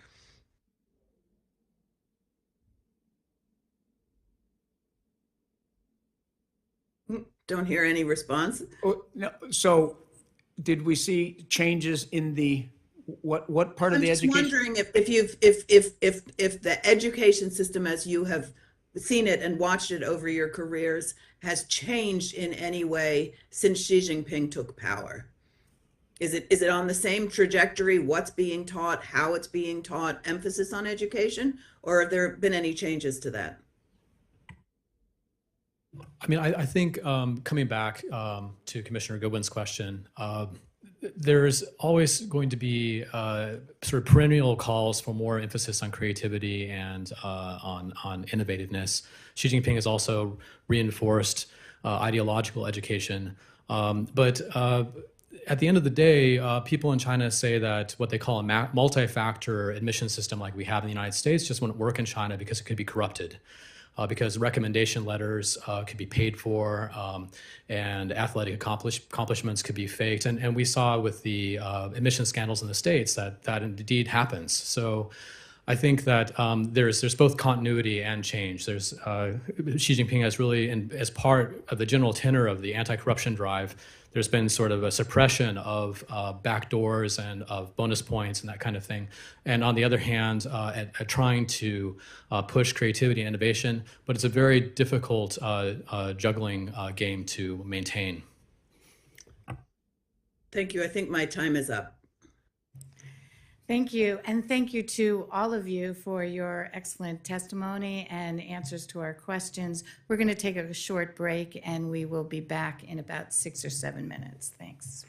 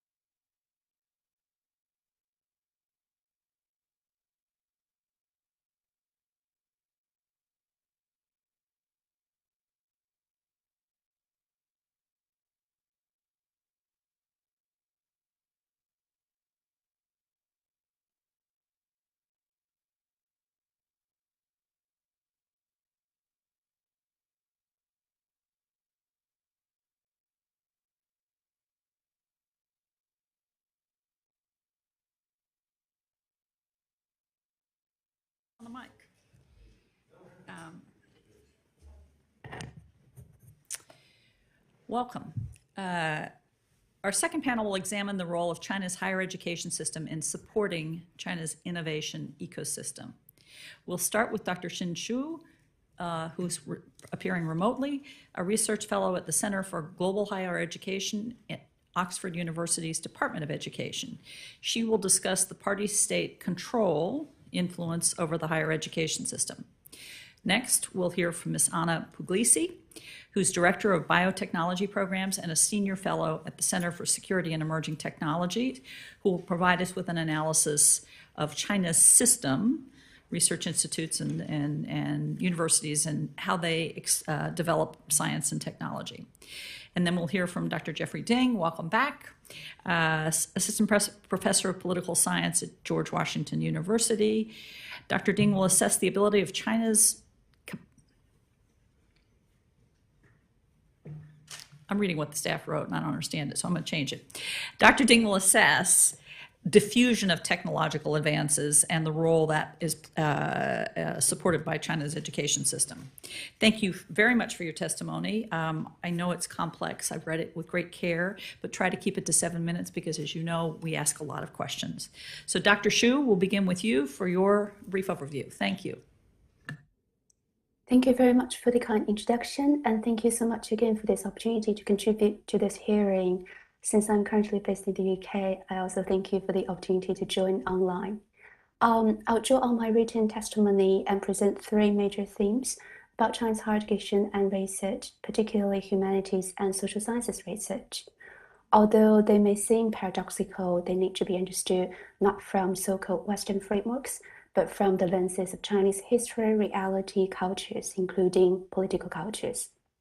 The first paradox is about the governance of China's higher education, which is a combination of centralization and decentralization. So throughout the years, institutions and individuals in China have had an increasing degree of autonomy in many aspects in higher education. However, the central government still has power over important aspects of China's higher education and research.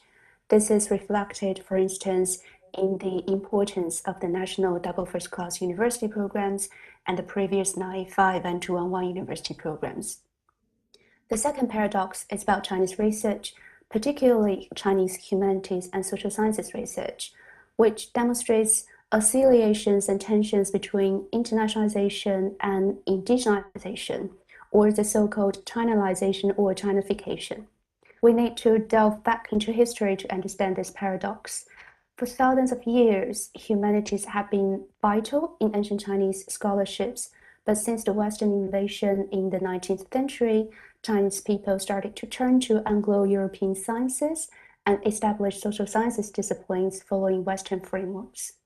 So nowadays, while China is the largest producer of the science and engineering publications in the world, its humanities and social sciences research is not as visible. And this is partly because global humanities and social sciences research is still Anglo-European dominated.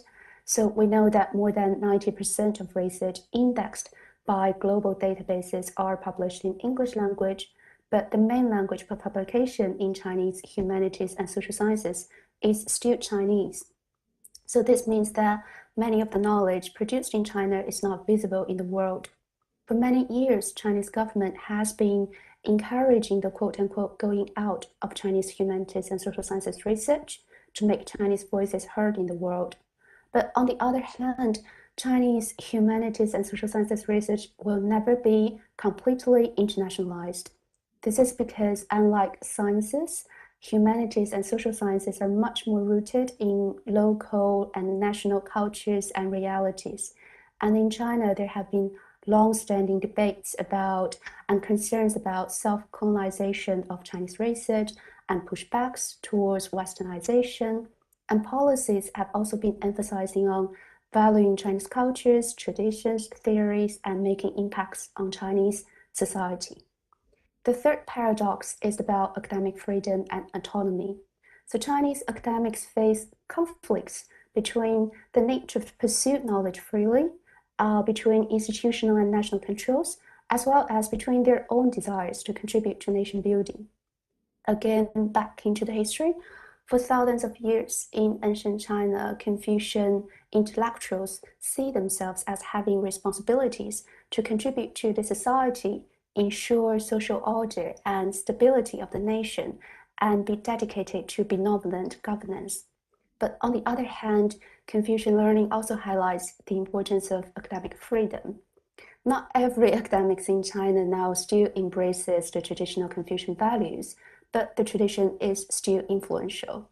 So in China, academic freedom is paradoxical. It can be seen more often in some cases, but not others. In addition, Chinese researchers also face influences that are outside China, such as the COVID-19 pandemic. I mean, it's also in China, but also the US-China geopolitical tensions. For instance, studies have found that racial profiling among Chinese ethnic scientists in the United States in recent years have been negatively impacting China-US research collaborations. And to conclude, I would like to propose 2 recommendations. Firstly, it would be helpful to learn more about China's higher education and research. In general, I would argue that China knows more about the United States higher education and research than the US knows about China. And this is not only because of the past influence of the US on China's higher education and research, but also that China has more interests to learn about and learn from the United States than perhaps the other way around. Although there are large differences between both countries, there are also common grounds and similarities. Therefore, this really highlights the importance of the Commission's work here. And also, it suggests potential needs for the US government for more people who have Chinese language capacity, a good understanding of Chinese cultures, including the political cultures, a willingness to learn about a complex and ever-changing system, and a willingness to apply not only the US framework to understand China, but understand China through China's lenses. And secondly, despite lots of challenges in humanities and social sciences research, and regardless of how the US-China relationship unfolds in the future, the 2 countries are undeniably science giants in the world with close collaboration ties. It will be a lot of opportunities for both China and the United States if both parties stop collaborating with each other, particularly in humanities and social sciences research. As noted, although academics can be influenced by national structures, institutional structures, they're not bounded within national borders, but can also work and collaborate internationally. So therefore, it is possible to build mutually beneficial collaborations among researchers in both countries, hopefully on the basis of mutual respect and equality. So with this, I conclude my testimony, and thank you very much for listening. I look forward to further discussions later. Thank you. Ms. Puglisi. Thank you. Co-chairs Cleveland and Price, distinguished commissioners and staff, and thank you for the opportunity to participate in today's hearing. I'm currently the Director of Biotechnology Programs at the Center for Security and Emerging Technology, or CSET, at Georgetown University, where I lead our biotechnology efforts and look at China's S&T developments. Previously, I served as the National Counterintelligence Officer for East Asia and spent about 20 years in the US government as a senior analyst. Before diving into the specific questions regarding talent in higher education that is the focus of today's hearing, I believe it's essential to address the proverbial elephant in the room when we talk about China, which is whether they're innovative or not, and the assumptions that come along with that, which first is that democracy is necessary to be innovative, that China needs a Western development model with including venture capital that looks like ours, institutions like DARPA, and an efficient market economy, what we're going to talk about most of today, that Chinese scientists are not creative or risk takers because of the education system and bureaucracy. And this is more than a philosophical debate, because whether a company, a government, an individual thinks that China is innovative or not impacts the risk calculation that one makes in dealing with China. Because if you believe essentially that you are 5 or 10 years ahead, or that you will always out-innovate them, you will make a different risk calculation. And that really relates a lot to talent. And so my testimony today will first address the policies and programs that China has put in place to grow its national innovation base, especially those related to human capital. In particular, I will discuss how our systems are different and how the role of the state impacts and influences all aspects of China's S&T development. And lastly, offer some lessons learned, which include how China's system really is not the same, that it takes a holistic approach to the development of technology, blurring the lines between public, private, civilian, and military, and that our policies and mitigation strategies need to reflect this reality. That we can't conflate return on investment and commercial success with innovation. Beijing has shown a willingness to accept inefficiencies to meet its broader goals. And then finally, that giving scientists a problem to solve is not the same as giving them a solution. Now I'm going to talk a little bit about the talent programs. Well, maybe most of you have probably heard about the 1,000 Talent Program. It's just one of hundreds of talents programs that China has initiated to target different age groups and technology areas. However, the goals are the same, which is to acquire technological know-how needed to support strategic programs and industries, as well as train the next generation of scientists and technology and engineers. And that's really an important part, training that next generation. There's too many to name here, so I've provided that in my written testimony, but happy to answer any questions. As for the advantages and disadvantages in China's higher education system, it's important to be clear about what part of that system that we're talking about. Undergraduate education or graduate education, STEM, or liberal arts, top tier or less well known, and we heard a little bit about that on the first panel, as each part will have a different impact on China's strategic goals. And our previous panelists talked a little bit about that, but some advantages in China's system include, first, the ability to set national curriculum and prioritize certain technology areas. Second, the ability to mobilize all aspects of China's S&T infrastructure to meet the same goal. And lastly, the political will to maintain sustained investment over time. Some disadvantages include a rigid approach to curriculum and teaching, a highly stratified education system, and a lack of traditional academic freedom. However, I want to emphasize, though, that criticism of China's current education system fails to recognize that factors can be true and untrue depending on the part of the system that you're talking about. This top tier can continue to foster military modernization as well as economic development. The lower tier can struggle. They are not mutually exclusive. I will now turn to the issue of the level of interconnectedness in China's S&T system. It is more interconnected and holistic than the US system, blurring the lines between public, private, military, and civilian. China still has challenges in this area, and our next panelist is going to talk a little bit more about that. But it's made efforts to address this and its ability to conduct multidisciplinary research and those applications. I will outline a few here. There's a fuller explanation in my written testimony. But the first is China's state key labs system. These are laboratories overseen often by and co-located with universities and/or enterprises that receive funding, administrative support, policy development guidance from the China's central government. A new policy establishing what they call industrial clusters.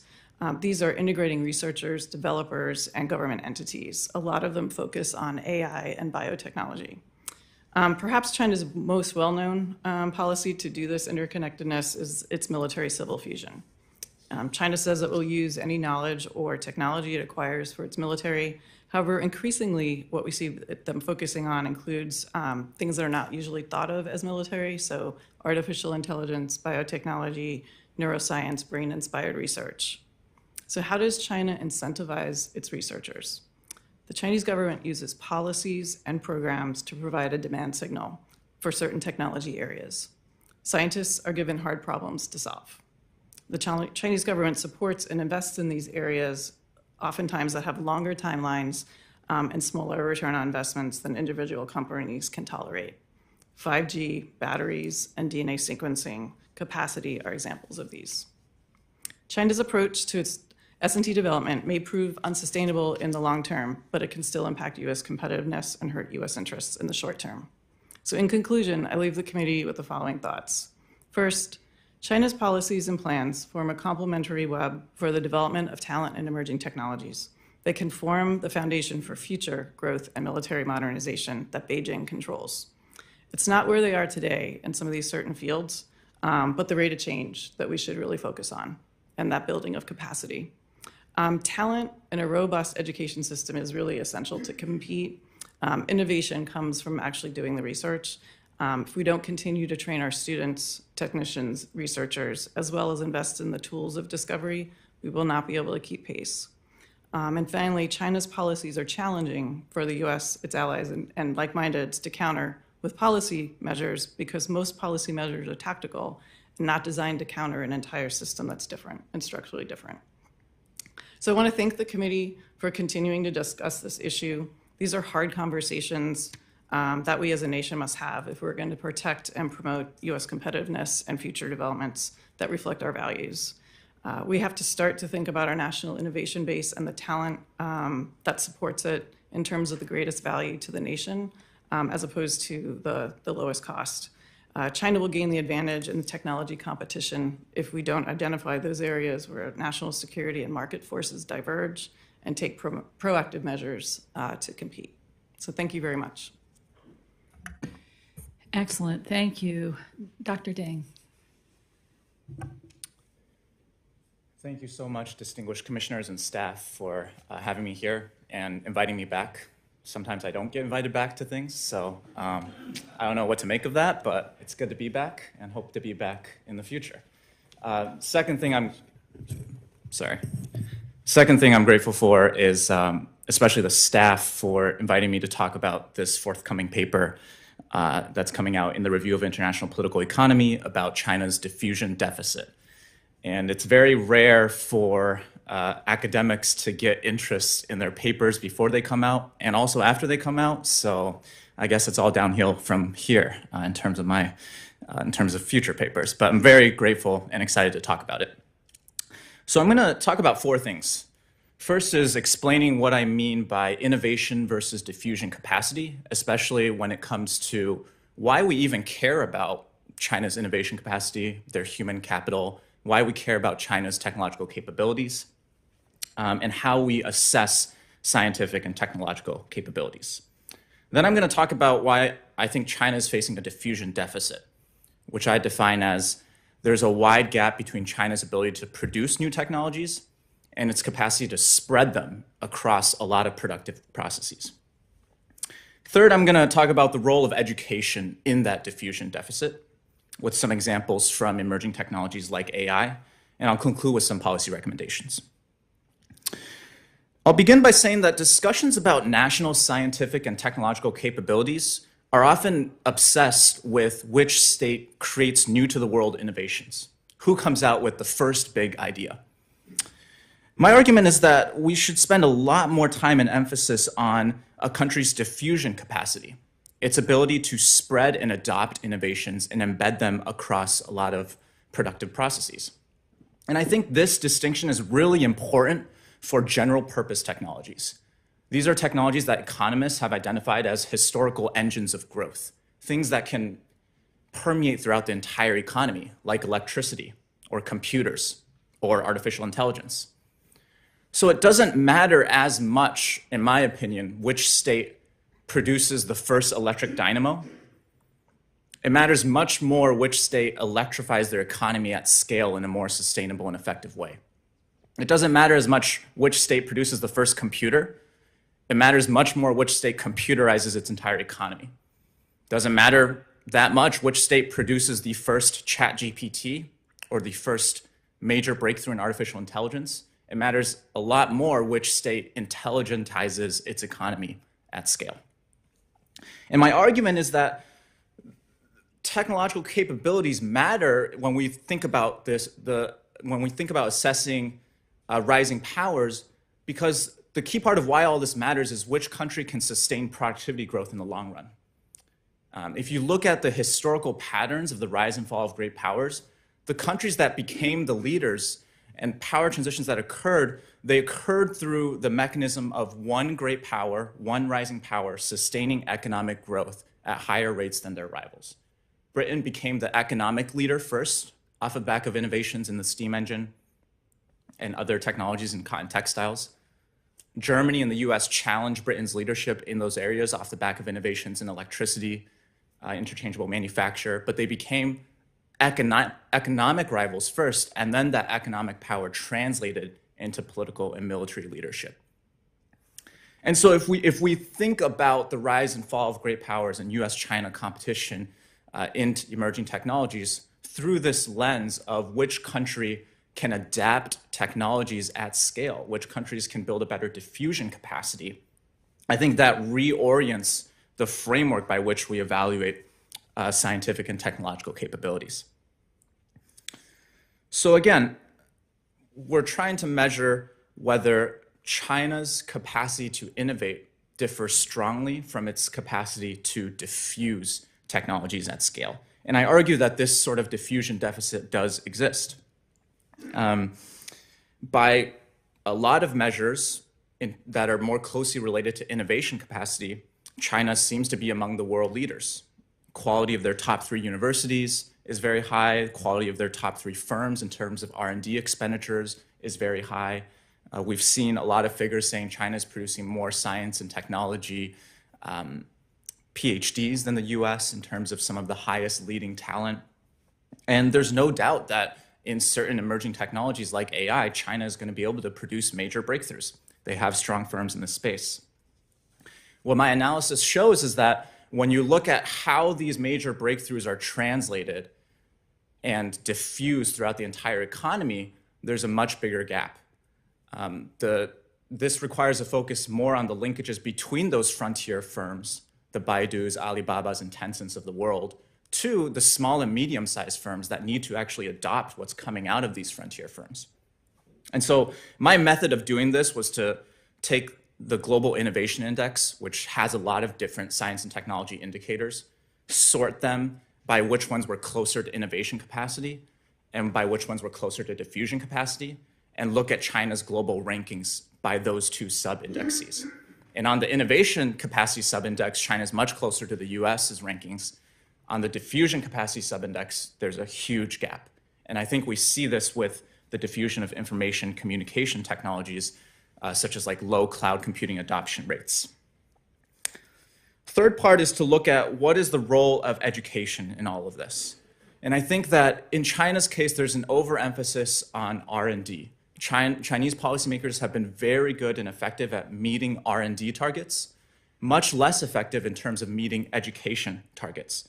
And if you compare China's public expenditures on education as a ratio of GDP, that figure is lower than the corresponding figures for Brazil, Malaysia, Mexico, and South Africa, other newly industrializing economies. We see the complete opposite when it comes to support for R&D and breakthrough innovations. China is much higher than all of those other countries. I also bring to bear some data on the breadth of education institutions that can train everyday engineers. So in the AI field, if you look at one measure of universities that have at least one researcher that has published in a leading AI venue, leading AI conference or journal, China was home to only 29 universities that met that standard. The US accounted for 159 such universities. So it's not even about, I'm not looking at the best and the brightest talent. I'm not that concerned about the universities that are producing the most cutting edge innovations in AI, just the amount of universities that can provide a baseline of quality AI engineering education. And there's a huge gap between the US and China. I'm cognizant of time, so I'll just point you to the 3 recommendations I have in the policy recommendations in the written testimony, and I look forward to the discussion. Thank you very much. Commissioner Bartholomew, we'll start with you. Thank you.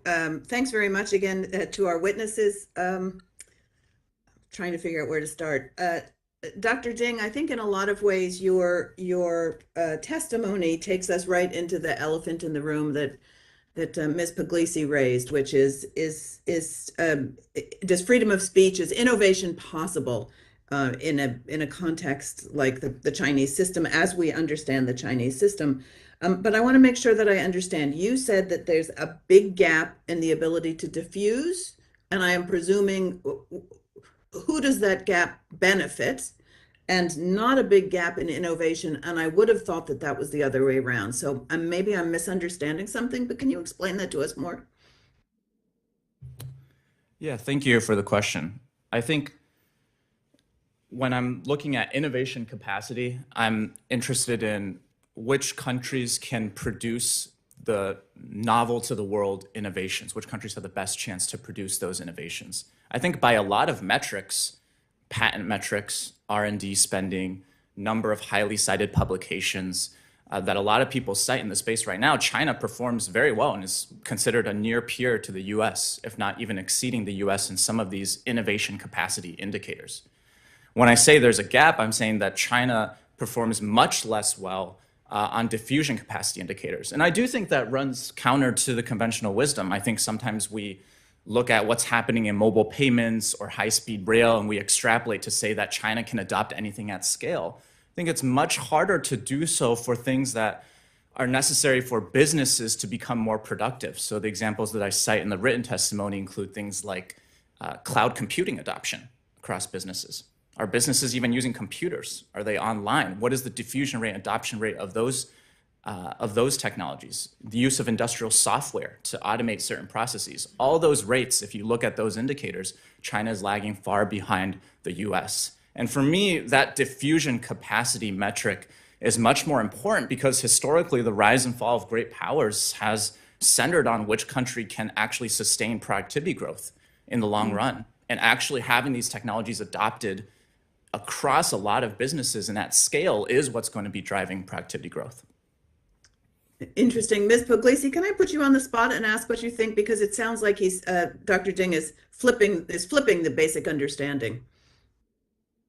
Perhaps our understanding has been wrong. No, actually, I think there's two questions in here is whether or not they can actually create, do the research, have new innovation or innovations in the sense of things that are new to the world, and then how do you translate that? And I think some of the areas that I've talked about, China's state key labs, the new policies around industrial clusters are things that the Chinese government is doing to bridge that gap. Because we've seen it's step by step, and these are a very different kind of skill level. Oftentimes I talk about innovation, you really need to break down into, are we talking about basic research, applied research, commercialization, or putting it into a weapon system? And those are really, really different things, and those are really different skills. And so being able to translate all of the investments in R&D into the commercial space to drive different parts of the economy. And how that differs from, okay, are we talking about things that take longer timelines or things that, as Dr. Ding is talking about, translate into specific companies? So I'm not sure if that answers your question, but it kind of is both sides of the coin. So they need to kind of really put in place those different parts to be able to capture some of the things that they're doing. All right, thank you. Dr. Xu, I was very interested to hear about the Confucius approach, intellectual approach. And my sense, again, perhaps incorrectly, has been that with the implementation of Xi Jinping thought, that it's permeating universities and people have less freedom to think or to at least speak about what they're thinking. So can you talk a little bit more, like what sectors, for example, do you think that Confucianism is that the Confucius tradition is still alive in universities? Is it in poetry? Is it in science? Where do you still see it existing? Thank you for the question. It's a really important one because I think during different political eras in China, the extent of academic freedom definitely varies. And in the Xi's China, the limitations and restrictions on academic freedom is seen more often in universities. And in terms of the Confucian values, I think we may be able to say that in humanities and social sciences, academics may embrace more about the Confucian value, or not necessarily Confucian value, but kind of the intention to contribute to the society and to the nation building. So for instance, in many of the Chinese institutions, if academics make policy recommendations and the policy recommendations are agreed upon or signed by governments at different levels, then that would be considered as important and valuable research outputs. And in some institutions, that would be incentivized. So that speaks more perhaps to humanity and social sciences research. But this also exists within scientists, like or natural sciences or STEM research as well. But as mentioned, also in the written testimony, I think it's not only about the Confucian value, it's also about how higher education research is governed in China. It's about the incentive structures, it's about the governance, it's about the national, not just controls, but influences on the research directions and values. Thank you very much, and thank you to the co-chairs of the hearing for their forbearance and letting me go over my time. You're welcome. Commissioner Borokoff. Thank you. In reading the testimony from the three of you, I got very, very excited because I could relate to it. I'm going to start with what you just said a moment ago, Dr. Ding, and then ask all of you just your analysis. It's a little bit related to the first question that Chair Bartholomew asked. In small companies, and I have lots of experience with this, there are always innovators. And all over America, we've seen incredible innovations where somebody comes out with something that eventually leads to tremendous growth. You have, I don't know if you created the term diffusion capacity, but in growing my businesses, the various ones that I had, we called it ability to execute. And so I think what this comes down to is I have seen, we've all seen incredible innovations. A guy named Andy Viterbi came out with the Viterbi algorithm, which led to the cell phone. He founded Qualcomm, but you know what happened to Qualcomm was that it got purchased by another company because there was a limit to what he could execute. He made $120 billion, an incredible amount of money. But the people that ended up dominating the cell phone business weren't Qualcomm, it was Apple, if you ask anybody in the world. The guy who invented the personal computer started Compaq. It's gone, somebody else is doing it. So there's a saying in businesses as they grow that it's better to be the settler than the pioneer. So the question is, I think there is a little dissonance between what the two of you are saying, and not that you disagree, but I take great solace in what you're saying, Dr. Ding, if it's true, because if you are correct, it's going to be hard to become executors. But my question for all of you is it your perception that they don't yet have the ability to execute, or is it your perception that maybe they haven't yet done it? Because what we saw America do during World War II, when there was true danger to the whole country, was became incredible innovators and executors. We did that. And I wonder if that's not what's occurring to some extent in China. So I want your opinions. And Dr. Ding, you can start. Yeah, I can start. I think just to bounce off your point of is there a disagreement or not, I think part of it is Dr. Puglisi and I are talking about different things. So I think a lot of her written testimony and testimony today was also specifically talking about like military civil fusion and military capabilities, right? I'm mostly focused on productivity growth, economic productivity growth. So I think there's a lot of things that our disagreement might just be we're emphasizing different things. I think for me, your point is correct that we need both innovation capacity and diffusion capacity. We need to have both the innovation and the execution, right? I think right now, I'm trying to derive a bunch of different indicators that would let us measure and assess diffusion capacity. So one of those is, do you have a lot of connective tissue that allow ideas to go back and forth between universities and firms? So one indicator of that is in the AI space, how many hybrid publications do you have? Publications that have at least one author from the business world and one author from the university world. And how close are those ties? And the US leads China by more than double on that metric, according to my written testimony. So I think you're pointing us exactly where we need to go to. We need to assess both innovation and diffusion capacity. I think we just have underemphasized the latter, and that's what I'm trying to bring to light.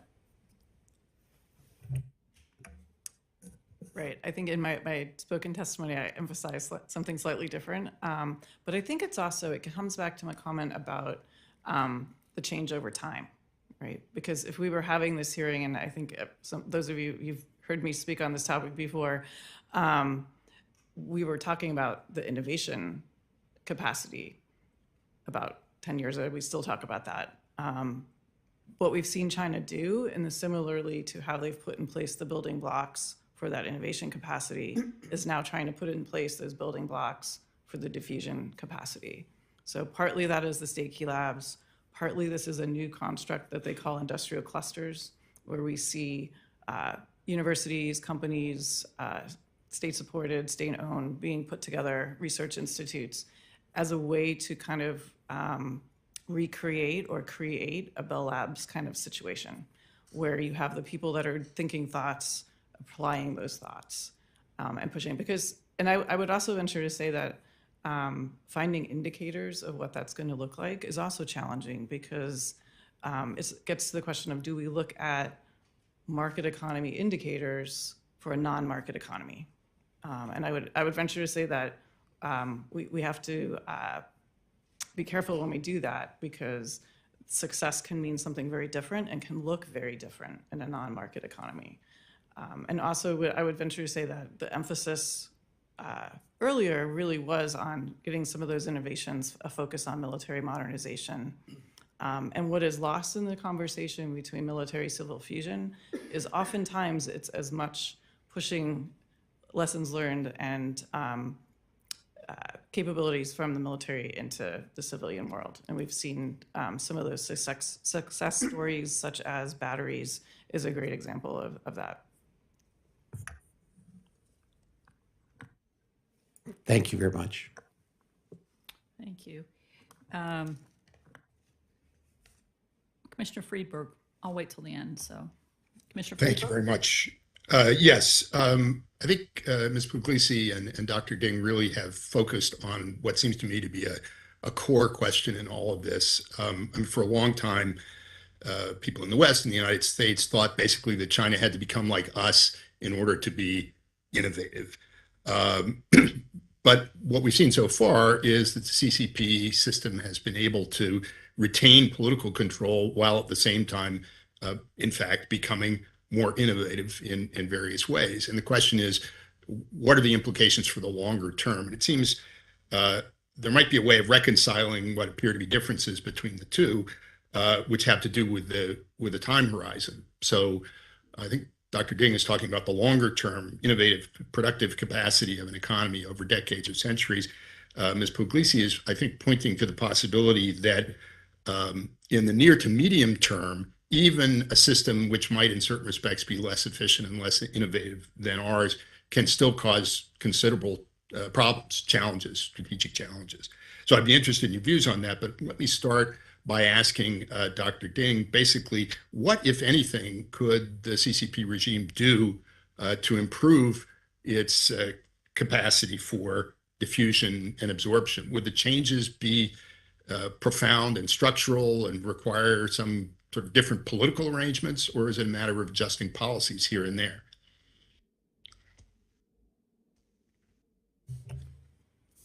Thank you for the question, Dr. Friedberg, and I've benefited a lot from your work on power assessment in framing some of these ideas, so it's great to hear from you.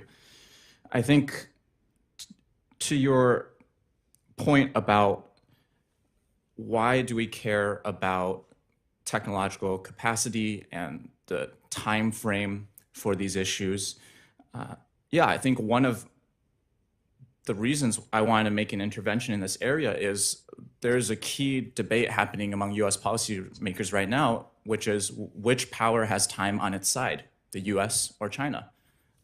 Another key question is who has the best chance for technological leadership in the next 10, 20 years?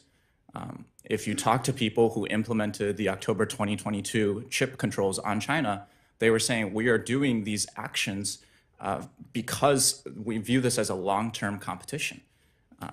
If your mindset is actually the U.S. is very well positioned in the long term, decades down the line, sort of that might make the status quo and a defensible option, which is what I'm trying to emphasize in my testimony.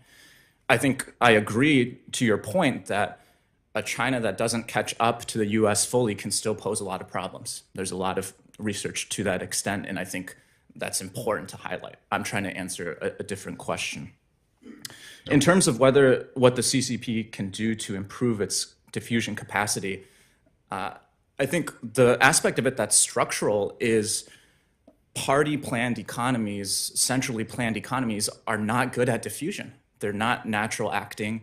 There's no natural acting, fast acting mechanisms for diffusion. We saw that with the Soviet Union. Soviet Union was pumping out more PhD graduates than the US, could be quick to produce the first innovation or the first implementation of something, very slow in terms of diffusing it throughout their entire economy. It's because they weren't a market economy. So I think that is very much the biggest structural impediment to what degree China regresses towards a more centrally planned economy and to what extent kind of liberalization, economic liberalization is allowed to continue apace. Okay, thank you.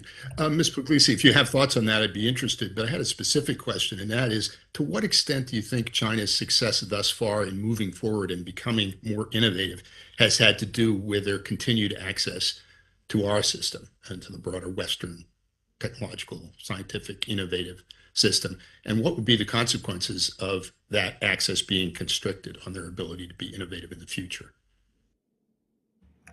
Okay, thank you. I think I'm going to attempt the first one or to respond. I think with the comments about being centrally planned, there are areas and industries where being able to follow those longer timelines really make a difference. And I think we saw that with 5G. But I think different technology areas also have different characteristics and drivers. And so in areas I believe that really lack legacy, and I would put biotechnology in that, I'm going to use that as a good case study. I mean, we've seen the development over the last 2 decades of leaders in that field and areas that touch on every aspect of development, from doing the research, from having sequencing capacity to being able to field diagnostic kits, and increasingly moving up that value chain, and to the point where there are researchers and entities at hospitals all over the world that are dependent on those services. And so I think we have to really look industry by industry to see, okay, where are they ahead? Where is this being implemented better than others or more completely than others? As far as the comment as to how do we, or how does access to the US system, the talent piece is really important in that area. And in some ways, the Chinese government really still does view universities and our own research institutes as that entry point to the US innovation system. And that also gets at the capacity piece. I can draw on from some of my own experiences of being in labs that individuals who have had training outside train their students very differently. They ask different kinds of questions, and you see returnees having that kind of impact. But you also see changes in how Chinese scientists and research students are trained. So something as simple as, for here, we take for granted undergraduates go off and do a research project. That wasn't always the case. That is the case now at the top tier universities in China. And so the tacit knowledge, learning how to do things, getting training, especially at the PhD postdoctoral level, really does have that impact on some of those strategic programs. Thank you very much. Thank you. Commissioner Goodwin. Thank you, Madam Chair. Dr. Deng, I want to talk a little bit about intellectual property rights and the role that a robust and balanced intellectual property system of protections can have on this notion of technology diffusion and on China's efforts to address this diffusion deficit, as you refer to it. Obviously, intellectual property protections provide incentives for businesses and researchers to invest in research and development, and the protections in turn presumably help facilitate this spread of knowledge through licensing and so forth. Their system, or the PRC's approach, the Chinese Communist Party's approach to intellectual property protections is a little different. And we hear about a lot of restrictions on licenses for foreign entities and foreign researchers and foreign IP owners, certainly formalized technology transfer requirements, and in some instances, outright theft. Does this approach to intellectual property actually undermine their efforts to become truly innovative and address this diffusion deficit? Yeah, I think this is a really good example to show that sometimes there is a trade-off between innovation capacity and diffusion capacity. So if you just take an imaginary country and think about what level of intellectual property rights protection they would ideally want. If you set it really high, that's going to encourage more innovation, right? That one company that can capture monopoly profits from becoming the first to come up with this intellectual property. If you set it very low, that is all about, hey, whenever a new innovation comes, it can spread as fast as possible, right? And that's going to encourage more diffusion capacity. So I think you're always trying to find a balance, like to what extent can we manage this trade-off? How open do we want information to flow within the economy? And how much do you want to still incentivize that groundbreaking innovation and for that initial pioneer to be able to capture some profits, right? So I think we've seen, to take it back to the specifics, we've seen that Chinese government, I think, has realized that dynamic you talked about, which is having overly lax intellectual property rights protections might not incentivize enough innovation. So they've tried to move to reform and boost their intellectual property rights regime. But obviously, there are still a lot of issues with related to cyber espionage, legal acquisition of intellectual property rights from foreign firms. And I think that's still a very important issue. Do you see, and you touched on it there, but do you see that tension as they try to approach, to Commissioner Friedberg's question about what sort of policy changes they might make to address this deficit? Is there inherent tension between trying to incentivize new-to-the-world innovation versus this spread and addressing this technological diffusion deficit, as you put it? And how do they view striking that balance? Yeah, I think, oftentimes it's not necessarily that there's like one person as this rational calculator looking at what's going to be best in the national interest, debating between different options. But I think one area where you see the tension that I mentioned in the testimony is the government has to divide up its resources, attention, and political capital to different areas, and they've spent more on research and development and much less on education. So sort of a broad-based education strategy. And so I think there is that trade-off there as one example. Thank you. I keep forgetting I have to speak. Commissioner Helberg. Thank you so much. So my question is for Mrs. Puglisi. I'd like to build on a question raised by Commissioner Goodwin. Your testimony sheds light on the fact that China's technological advances result in no small measure, or at least in part, from the hundreds of talent programs aimed at leveraging talent from overseas. You mentioned that a recent CSET publication identified 59 state key labs where 10% of the personnel, or 304 individuals, were talent plan awardees. So my question for you is, to what extent would you attribute China's technology advances to its acquisition and harnessing of its overseas talent versus the training of its indigenous workforce versus IP theft?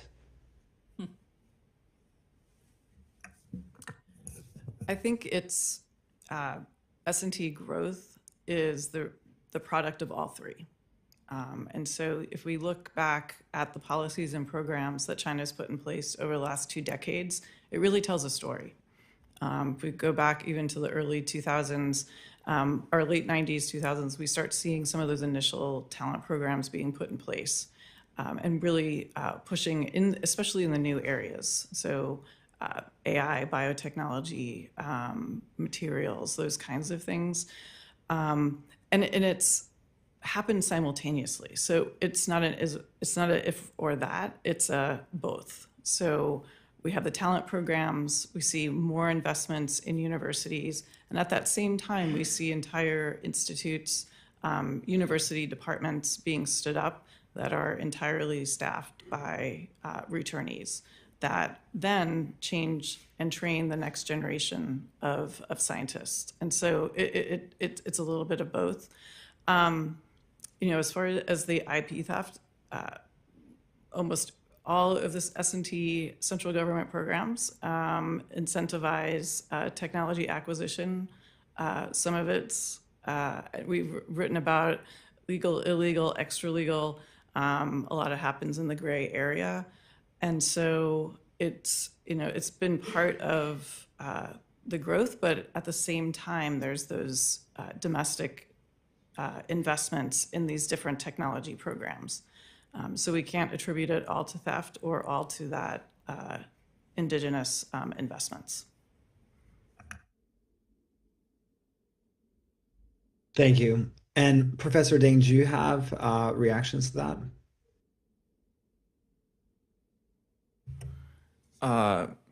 Sorry, did you ask my general reactions to what?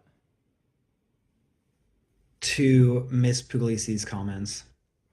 I agree. I think the talent programs have been an effective channel for China to access foreign talent. I think, my hot take on this is what countries do to rise. Like the US sent their best and brightest to German universities at the end of the 19th century, because that's where the best chemicals research was happening. And then a lot of US returnees set up chemical engineering institutions in the US. So I think it's not surprising to me that's happening, but I do think that the role of the state is something that's unique, and that's sort of important to highlight the role of these talent plans, and especially arrangements that require Chinese students to go back and work in China for X number of years after getting education or work experience abroad. I think that's something that stands out for me as unique from the normal development pattern of how countries rise. But would you attribute in equal measure the efforts of the government to grow its technical indigenous workforce, as well as its acquisition of overseas talent, to the results that it's been achieving in technology? I don't know. I don't have a stance on sort of the exact balance, but I would agree that all of those components play an important role. I think one thing that's interesting is IP protection has almost, and sort of like the extra legal, illegal acquisition of IP has almost like really fallen off the agenda, at least from a US policymaking standpoint over the last couple of years, which maybe speaks to, if I were to wager a guess, putting more weight on China's indigenous innovation capacity rather than sort of the reliance on foreign acquisition. But that would just be my guess. Thank you. I yield the balance of my time. Thank you. Commissioner Price. Yes, thank you. Ms. Puglisi, you made the statement when talking about Chinese policy and plans all complementing that it's not where we are today, but what the rate of change is. Can you comment on what you think the rate of change is? Yes. I think my comments for that is that it's looking at, okay, what are those policies and programs that they're putting in place today that will impact some of these shortcomings? And I was very taken with Dr. Ding's paper because it really gets at the heart of, the new policies and programs that we're seeing put in place continue to emphasize how do we move technology and technological know-how out of the lab and into that commercial space. And there's a lot of discourse around, we've made all these investments in R&D, how do we translate into a commercial success? Because we've seen they have had a lot of success in the military area, but how do we then use those things to drive the economy? And that's going to vary over the different technology areas, whether it's a lack of legacy area, such as biotechnology and some other advanced batteries, materials, as opposed to things that, such as chips, that there's a long history and legacy for that. Thank you very much. And Dr. Ding, I want to go to your policy recommendations because I'm very taken with anything that starts by saying keep calm, and especially your first and third. Can you address those briefly and what you're thinking? Yeah, thank you for this opportunity. I think for me, I come from a policy debate background. So this is what I was obsessed with in high school. And in policy debate, one side defends a plan and the other side defends the status quo. And for me, with my option one, I'm defending the status quo. If you agree with my assessments that China faces a diffusion deficit and that China is not poised to overtake the US as a scientific and technological superpower, the status quo becomes a more defensive policy. So that's sort of like, I think it's important to have these debates because I think this probably goes against some of the conventional wisdom or some of the ideas that circulate around in the city. For me, I just think we overstate China's scientific and technological capabilities. And I've made an argument to that respect. And so that points towards if the US is well positioned, going back to Dr. Freeberg's question, if the US is well positioned in the long term in this sort of great power competition, the status quo becomes a more defensible option. I think the third policy option is taking this lens of innovation versus diffusion and translating it to what we emphasize in technology policy. If you look at any US government technology policy and scroll down to the first bullet point of policy recommendations, it's always invest in more R&D. And I agree, that's probably a good thing, but it's not the only thing that matters when it comes to technological competitiveness. And so for me, it's about investing in technology diffusion institutions, applied technology centers, dedicated field services, different voucher systems that encourage the adoption of new techniques by small businesses. And I think that, if you circle that back down to the education realm, not just about investing in research universities, building a wider pool of talent, investing in things like community colleges to support a wider talent base for AI talent. So I think that was the thrust of my recommendations in the third bucket, just taking that innovation versus diffusion capacity comparison and seeing, okay, how does that translate to a more effective technology policy for the US side? Thank you. And Dr. Xu, you talk about the need for education exchange and better understanding each other. Are you talking about some of the traditional education exchange, study abroad types of program, or are you looking at anything different or innovative to help ensure populations understand each other? Thank you for that question. So to build understandings, we can do that by traditional ways, as you've mentioned, like student exchange and student mobility, which has been quite negatively influenced by the pandemic and lockdowns in the past few years. And for the US-China student exchange, China, the United States is still the top destination for Chinese students going abroad. And Chinese students still constitute the largest population for international students in the United States. But this is not the other way around. And then in addition to traditional student mobility, there are also potentially more collaborations or exchanges among academics and researchers, which have been happening, but also again have been influenced by the geopolitical tensions between China and the US in the past few years. And also in addition, there could be because I've mentioned the issues about language. So many information about China or knowledge about China in English may not tell the complete story or the full picture of the Chinese higher education and research.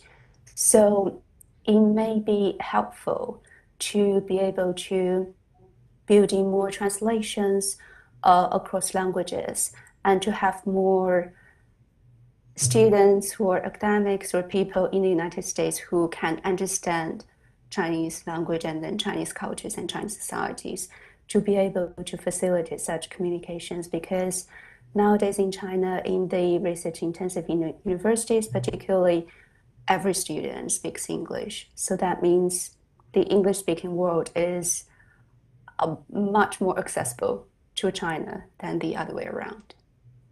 Thank you. Commissioner Schreier? Great, thank you. And thanks to all our witnesses for excellent statements. Professor Ding, if I could just follow up on the same line of questioning. So I would submit you can keep calm and still act. And I would submit, even if the status quo is really in our benefit for now, if it's not a static status quo, the trajectory can still be of some concern. But your last point in recommendation 1 is the risks of overreacting or unanticipated negatives associated with acting to try to prolong this diffusion deficit or whatever it might be. But I was curious what you had in mind. What would your concerns be of overreaction? What does overreaction look like to you? I think that's a good question. I think in terms of overreaction, things that I'm drawing on are that historical case study with US assessments of Soviet Union scientific and technological capabilities. And in those cases, there were things like this illusory notion of a missile gap. And sort of when you have tensions between great powers, the risks of overreaction are things like inadvertent escalation. When there is a crisis and you're very worried about another country's capabilities, that might lead to a higher risk of escalation. I think one thing that's, for me, another risk of overreacting is if the US pivots too strongly to almost a containment strategy for China. I think one thing that we almost understate now is the risk of a weak China might be even more great for US national interest. Potentially like pushing China's economy too far down could lead to diversionary war on part of China, could lead to more unstable situations in the South China Sea. So those are just some of the things that I see in terms of misperceptions and miscalculations potentially spiraling to conflict escalation. Thank you. Ms. Puglisi, thank you for your submission. I like the way how you describe the nature of the challenge, that a system overall can have difficulties, challenges, deficits in terms of innovation, but if there are certain areas of excellence or focus that are targeted, it can result in kinds of innovation that have direct application in the military space and the like. And I think that's a very useful way to think about this. But I also sensed in your statement, your assessment of the trajectory, China can do this with all these challenges and problems that it has, as Professor Ding described. And the trajectory they're on, if I heard you correctly, it should be of great concern to the United States that we're not doing things to thwart this targeted innovation, or I don't want to put words in your mouth, but how you described it. Am I capturing your statement correctly? And if so, what would the key things be in your mind in terms of dealing with military-civil fusion, thwarting that innovation model? Is it the talent program? Is it cracking down on that? What may it be? So I think I'm not as maybe pessimistic as Dr. Ding, but I think it's looking at what are those key pieces that China is putting in place that is not necessarily going to drive today's industries, but those industries of the future. And so that really gets at some of those big science facilities. It's looking at capacity building. And that, those investments are something that takes time to play out. And because I think a lot of the things that we're talking about today, where China has been successful, are the results of policies that they've put in place 10, 20 years ago, especially the talent programs. And that's not to say they're 20 feet tall. That's never what I'm saying, or that we need to contain. It's a question of, especially in some of these new industries that are going to drive, the future, things that we can't even think about right now, that, the focus should be like, do we want some of these new technologies developed with our values or with China's? And do we want them to control some of these areas? And especially, when we talk a lot about AI, we talk about biotechnology, but in thinking through, okay, the race from genotype to phenotype, or what genes do, and how that can be used for good and drive medicine, and how do we deal with the changing climate and other those areas. But then, of course, the flip side is how some of those technologies can be used in the hands of an authoritarian government, that in ways that we, aren't consistent with our values. And so it's really kind of thinking through, what are those investments? And then it's just not the amount of money, but thinking strategically about, what are those tools of discovery? How do we continue to grow? Because if we just run in place, China's not running in place. And so really kind of thinking through, how do we foster the technology or the talent? And that's not just at the PhD level. And I was very taken with some of the earlier comments, because what does it mean to have a technically proficient workforce? And that's not just PhDs. That's coming back to the biomanufacturing. A lot of those plants, those are jobs that you don't need a PhD and sometimes even a bachelor's degree for, but you do need a level of technical proficiency. And it's thinking through, okay, how do we build that resiliency into our own system, as well as thinking through what are those technology areas that we don't want to be dependent.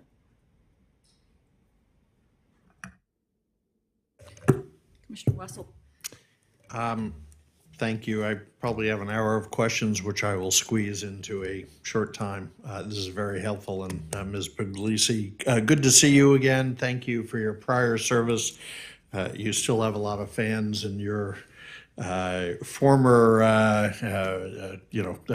places you served. So I share their good wishes. I want to challenge a bit of this. And Mr. Ding, my first visits to China were in the mid-'80s, early to mid-'80s. And you talk about diffusion. I think of this as adaptation and system integration. At that time, I visited Beijing Jeep, where the cars were being pushed around by 4 workers, on a dolly. Because they didn't have integrated manufacturing, et cetera. There were a lot of kits. I visited the McDonnell Douglas, now part of Boeing, where aircraft were being produced. And we were teaching China how to integrate, and I would argue how to adapt, and in part how to enable diffusion. So, I think, I guess my questions go to not about, your question about, are we trying to contain? My concern is, are we enabling? The administration appears ready to do an outbound investment screening mechanism, something this commission has supported in concept, because of what types of U.S. U.S. capital is going to support adaptation, diffusion, whatever you want to call it.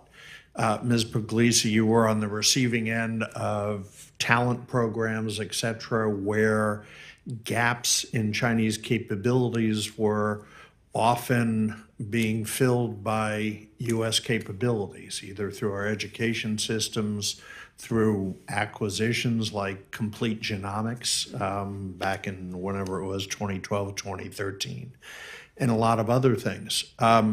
China has every right to expand its economy to be a great nation, which it is.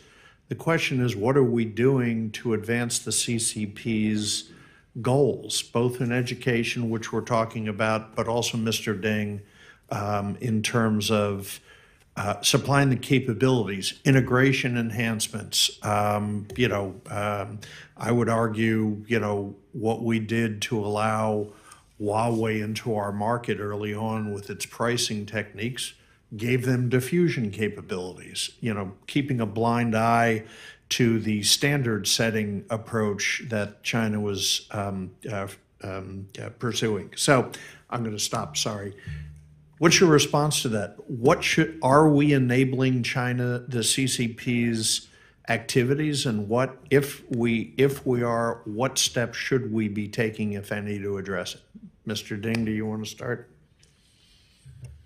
Yeah, let me just say two quick things and then turn over the balance of the time. One is, I think the question is, first is, this is not a two-player game. If we stop enabling or if we stop connections to China, other countries will fill in.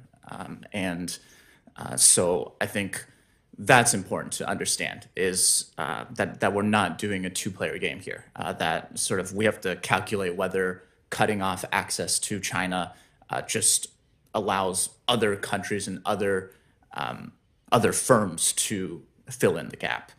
I think the second is to compete in a world of globalized innovation networks, you sometimes have to enable other countries. At the same time, you benefit from them enabling you. It's hard for companies to compete on the global scale without access to talent bases around the world. China has one of the strongest talent bases in science and technology, so that's why US firms are trying to tap into that talent base. So for me, it's not a question of can you cut off China access from the US innovation environment? It's how do you keep the US innovation environment as open as possible, knowing that every now and then you're gonna have to let some flies in, but you're gonna run faster than the other side. So those are two. I don't see a lot of Chinese entities doing research in the United States, but the amount of US R&D spend and participation still is high. COVID set it back, but our staff did a paper based on commerce data looking at the rate of spend on R&D, and it continues to increase by US multinationals in China. So I don't think it's a two-way street. I think what I'd say is the multinationals spending money on research in China, they're not doing it out of charity. They're not doing it to help China. They're doing it because they think that's best for their business and for their firms to be competitive. Microsoft research in Asia, yes, helps China's innovation base, but it also helps Microsoft greatly. And if you look at talent flows, actually that brings a lot of people who become fellows at Microsoft Research Asia in Beijing and brings them to the US innovation ecosystem as well. Okay. So they're not doing it out of charity. It is a two-way street for them. It's profit, but that's okay. Okay, thanks. That is a really difficult question, and I think for me it comes to looking at do we treat China as a neutral actor, right? Because I think the hope was that China, as it got richer, more capable, that it actually would change and acquiesce to global norms and the global norms of commerce, and that's not what we've seen.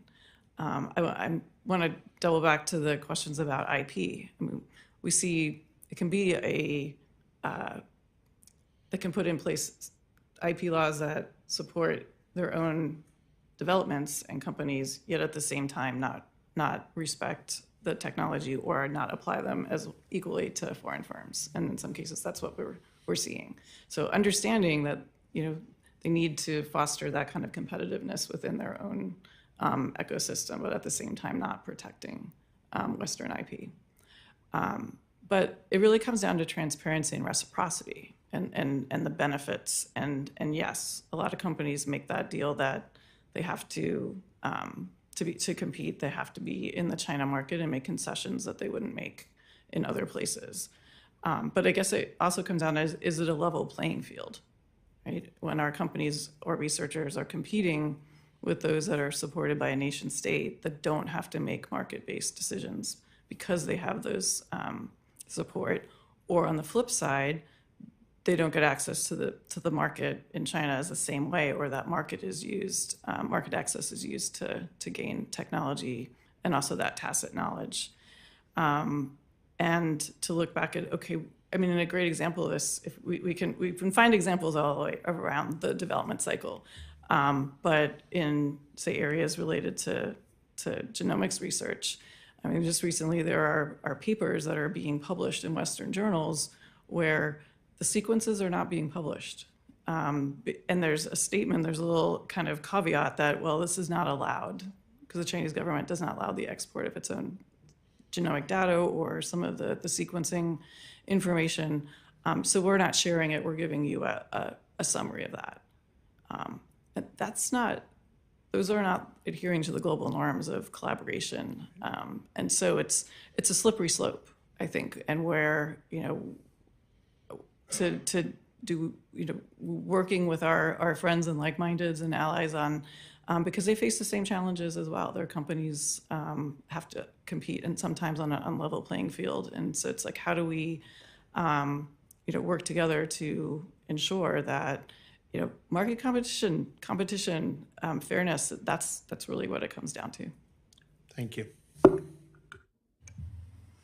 Mr. Wong. Dr. Ding, I've looked at your index for diffusion, and with the caveat that I don't know how you weight the various factors, it does seem very ICT heavy. So my question for you is, does this diffusion index or this theory of diffusion deficit apply to aerospace, material science, biotech, agricultural science, energy production beyond the ICT realm? Yeah, I think what I would say is there's a reason why I focus on ICT. ICT, information and communications technologies, just adoption of computers by businesses, those are things that are going to affect every single industry. What happens in the ICT field affects aerospace. It's going to change how anything related to aerospace production services is going to function. And innovation in aerospace is not going to change how the ICT field operates. And that's the difference between a general purpose technology and just an industry where you're only concerned about market shares. General purpose technologies like ICTs have the ability to usher in waves of productivity growth and allow countries to sustain productivity growth in the long run.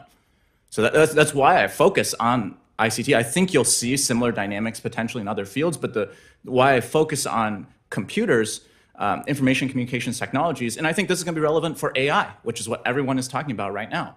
AI, the potential for AI is not because people are going to make a bunch of profits from the AI industry.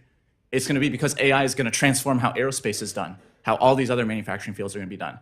So having these diffusion capacity indicators for these particular technology fields is really important.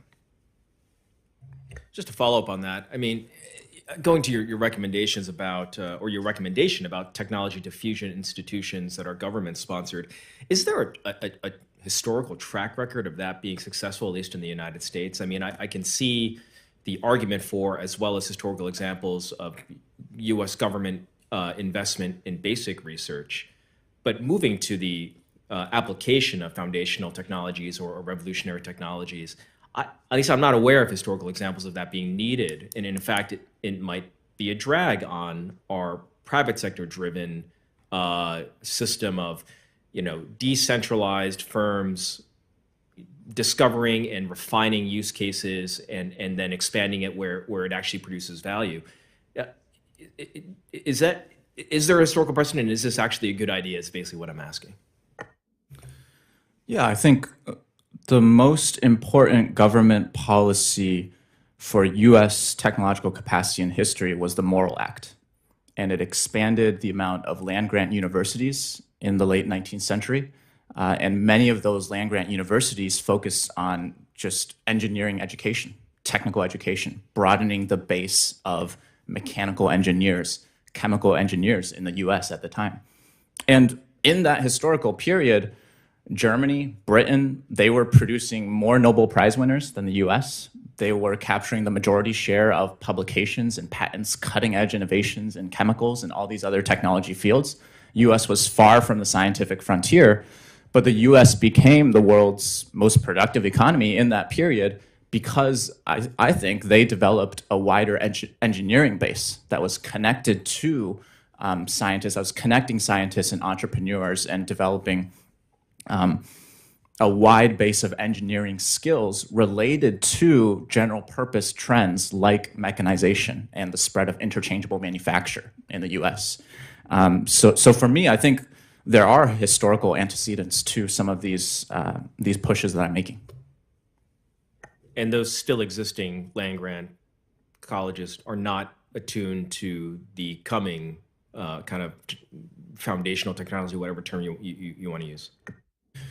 Yeah, I think we have institutions in place. I think part of it is there's always going to be a lag between new technologies and how different institutions can catch up. So the role for the government, for me, is to what extent can it step in and help with that lag, where the skills are still racing up to where the technology is going. Thank you. Do you want to add something? No? I thought you were okay. Oh, I can if you want. No, I thought you were raising your hand. Oh, no, I was, okay. If you were turning to me. So. He was, so. So I would just add, I think there are a lot of historical examples of where government investment has driven the diffusion. I mean, we can go back to that time period that Dr. Ding was just talking about with agriculture, because looking at some of those first investments in agriculture and bringing that back to be planted here in the U.S. But I'll jump maybe to more recent times. I mean, we look at the Manhattan Project, we look at the space program. Those were all massive programs, and the spin-offs from those resulted in all kinds of different industries. And we look at still the investments in our national laboratories and the technology that comes out of that, that's actually through CRADAs and other examples that are spun off into a lot of the small companies. So I don't think we can underestimate the impact that those investments have in that foundational pieces. Right. Maybe there's a definitional, not issue, but question here of what is basic research and what is applied. Mm-hmm. Right. So anyway, thank you. At the risk of annoying my colleagues, because we are about to go on a lunch break, I will submit questions for the record. They will focus on what skills you see are really important at these labs, because this is an education and training hearing, and so I will look forward to questions for the record on those issues. So with that, I think we'll take a 30-minute break and be back for the final panel. I don't know what's in the schedule, how long we're allowed. And thank you very much to the witnesses. Really helpful, informative. I learned a great deal. So thank you all.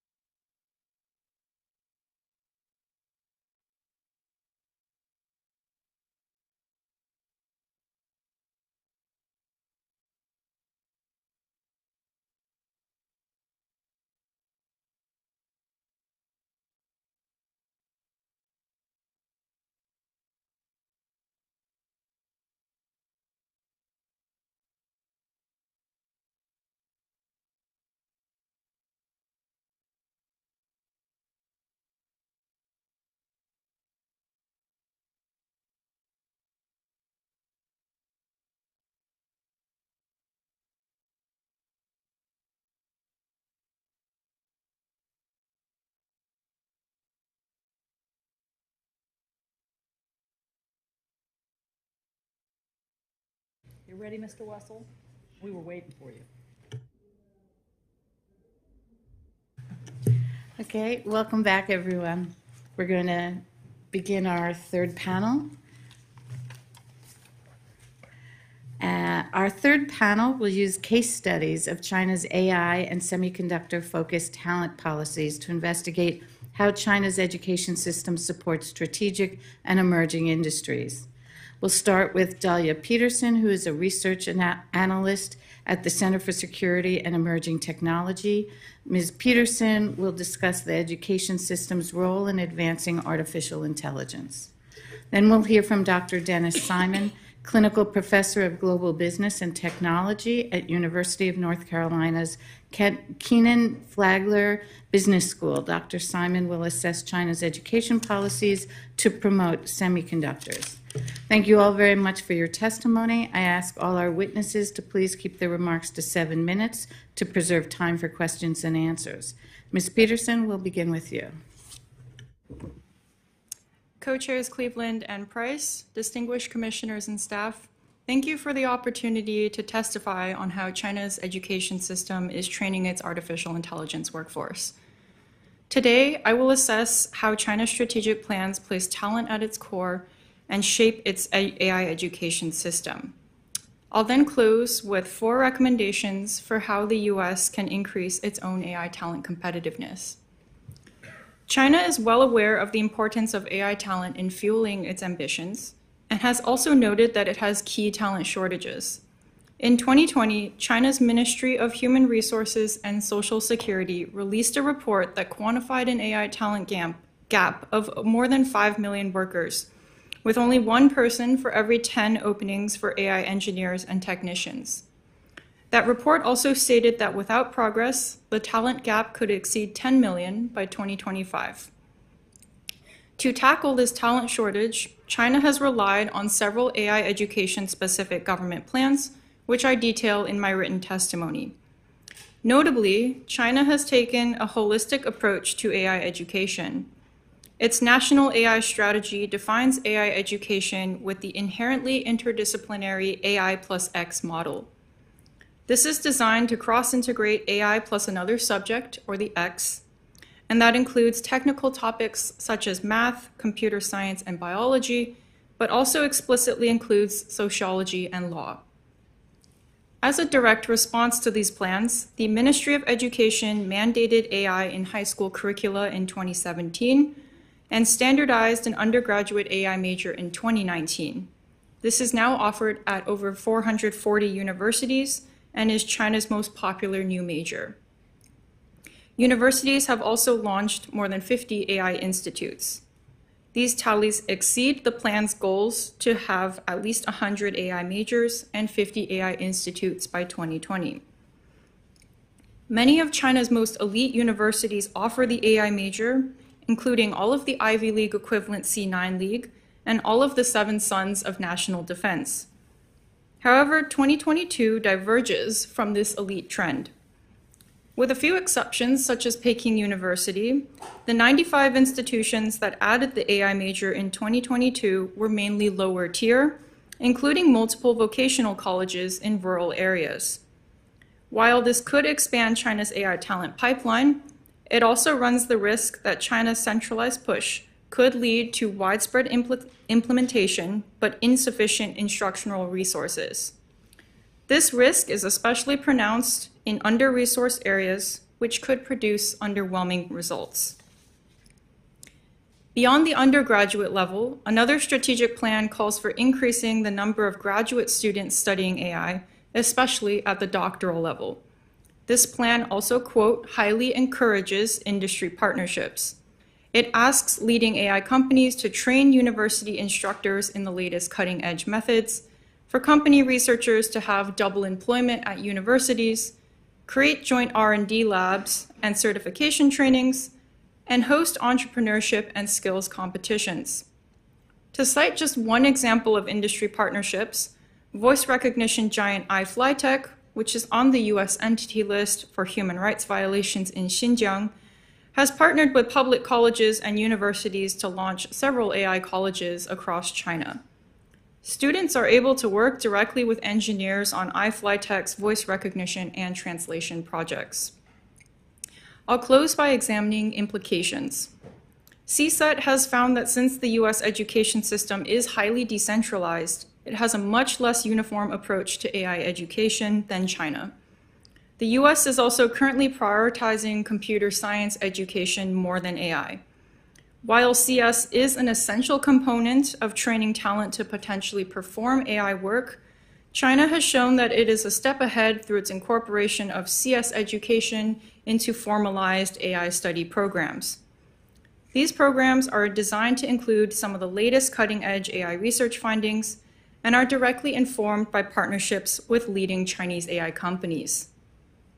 Furthermore, CSET research has also shown that despite China's 2 decades of talent recruitment drives, nationals either do not return or do so part-time, mostly due to wariness of working in China and potentially confronting workplace politics.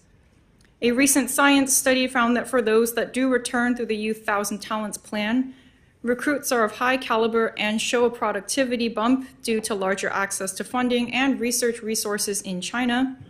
However, their performance is still outdone by top caliber scientists who chose to reject these participation offers. Meanwhile, immigration retention has been a core US strength, with 91% of top Chinese students with US AI doctorates still in the US 5 years after graduating. Long-term stay rates are also high. So amid ongoing strategic competition with China across dimensions, including AI, the US has several crucial opportunities to advance its own AI education and workforce pipelines. So I will close by providing a set of 4 recommendations for how the United States can boost its own AI talent competitiveness.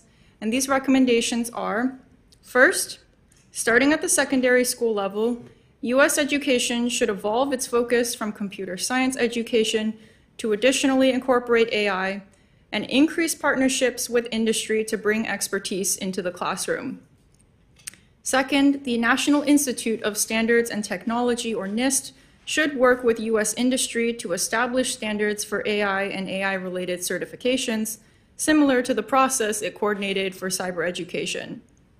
Third, the Office of Personnel Management should establish hiring criteria for federal AI and AI-adjacent jobs that are based on work portfolios and certifications.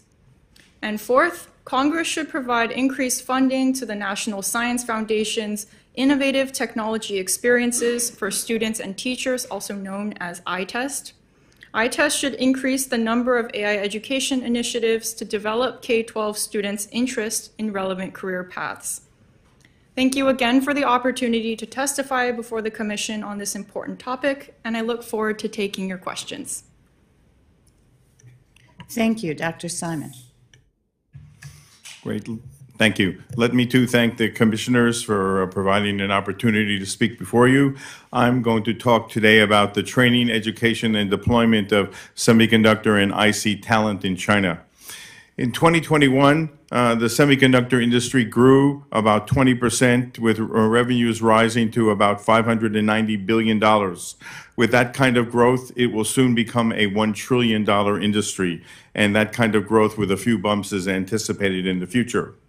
Overall, it's safe to say that the entire semiconductor industry is faced with the same challenge, namely to recruit and attract, as well as develop and retain the qualified talent needed to sustain the industry in the years ahead. The search for talent, therefore, is a significant issue among all parts of the semiconductor industry. China's situation is particularly difficult because it is playing a catch-up role as it tries to respond to the increasing number of restrictions placed by the US government and its allies. Simply stated, without a sustainable pipeline of high-caliber talent, China's goals for the semiconductor sector, especially in terms of further indigenization, will not be achievable. Today, China accounts for about a 35% share of the global semiconductor market, making it the one economy with the single largest share of that market. Its efforts to develop more and more elements of the semiconductor value chain are driven not only by its internal demand, but also right now by the clear recognition that with the imposition of new stringent controls by the United States, the country's only hope to meet its growing demand for advanced semiconductors must come from domestic sources. The situation regarding the supply and demand of talent for the PRC's semiconductor and IC sectors is rather complex because of the suddenness with which the pressures for indigenization have increased. A range of bottlenecks have emerged, many of which are proving difficult to overcome. The answer is not simply to be found in graduating more students from China's colleges and universities. Currently, estimates range that the shortage today and into the future will be somewhere between 200 to 300,000 skilled workers that will be needed in this critical sector. It's also estimated recently that only about 15 to 20% of those who graduate with degrees in semiconductors actually go to work in the industry. In 2020, 13.7% of the 210,000 graduates chose to work in the industry. There are many reasons for this. Many graduates don't possess the right sets of skills that are demanded by industry.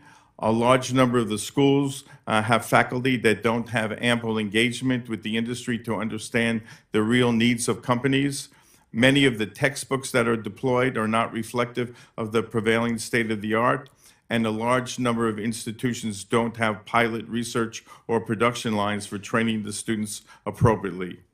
Since the big push for educating more graduates and specializing in semiconductor engineering and IC design began, there's been a big curriculum restructuring among many universities. In 2003, China established IC design and integrated systems as a major. In 2012, it became a special major, but in 2020, it joined the ranks of the so-called first-level disciplines. It became one of the 14 key disciplines that are high priority areas in terms of overall education. These mean that the Chinese government see these as strategic areas for educational development. Along with the status of IC engineering discipline, 26 and in the future adding 2 more, 28 colleges were designated to be created as national demonstration microelectronics colleges. A group of 9 were designated in the first tranche, and the other 17, 18 will be given money later on down the line. These are the best and brightest in terms of where China's students ought to be going. This build-out of training capabilities has continued to grow. In October 2020, the NDRC and the Ministry of Education held a joint conference about creating national integrated circuit industry education innovation platforms, again, designed to enhance the collaboration between universities and specific companies. According to a recent article in 191it.com, one key problem continues to be that the industry and the demand for talent is growing so fast that companies cannot wait the 4 or 5 year cycle for the graduates. And this has led now to the development and the establishment of a number of auxiliary institutions that are vocational and oriented and that are providing quick training so students can come online in the workforce very, very rapidly. While the establishment of these training schools is very important, we still shouldn't lose sight of the role of the universities. They are strategically important to the long-term solution. One of the problems is the difference in the curriculum between the United States and China. In the US, people who are going to work in semiconductors come from a broader array of disciplines, including electrical engineering, chem engineering, mechanical engineering, physics, chemistry, and information engineering. In China, especially with the heightened focus on meeting specific industry needs, there is a greater emphasis on microelectronics as a whole with a little dose of physics. With some exceptions, depth is emphasized over breadth. As the technologies deployed in this sector become more and more complex, the Chinese approach may prove in the short term to be useful, but may not be pointed in the right direction in terms of the long-term needs. There is little doubt that China has made a comprehensive commitment to address its talent shortage in terms of the entire value chain of the semiconductor and IC industry.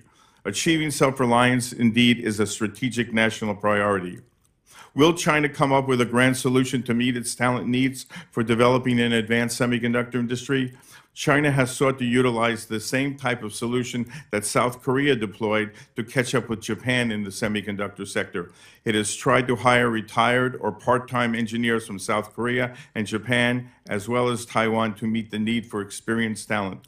This has partially yielded some results, though recently several Samsung engineers were charged with violating Samsung's IP regulations.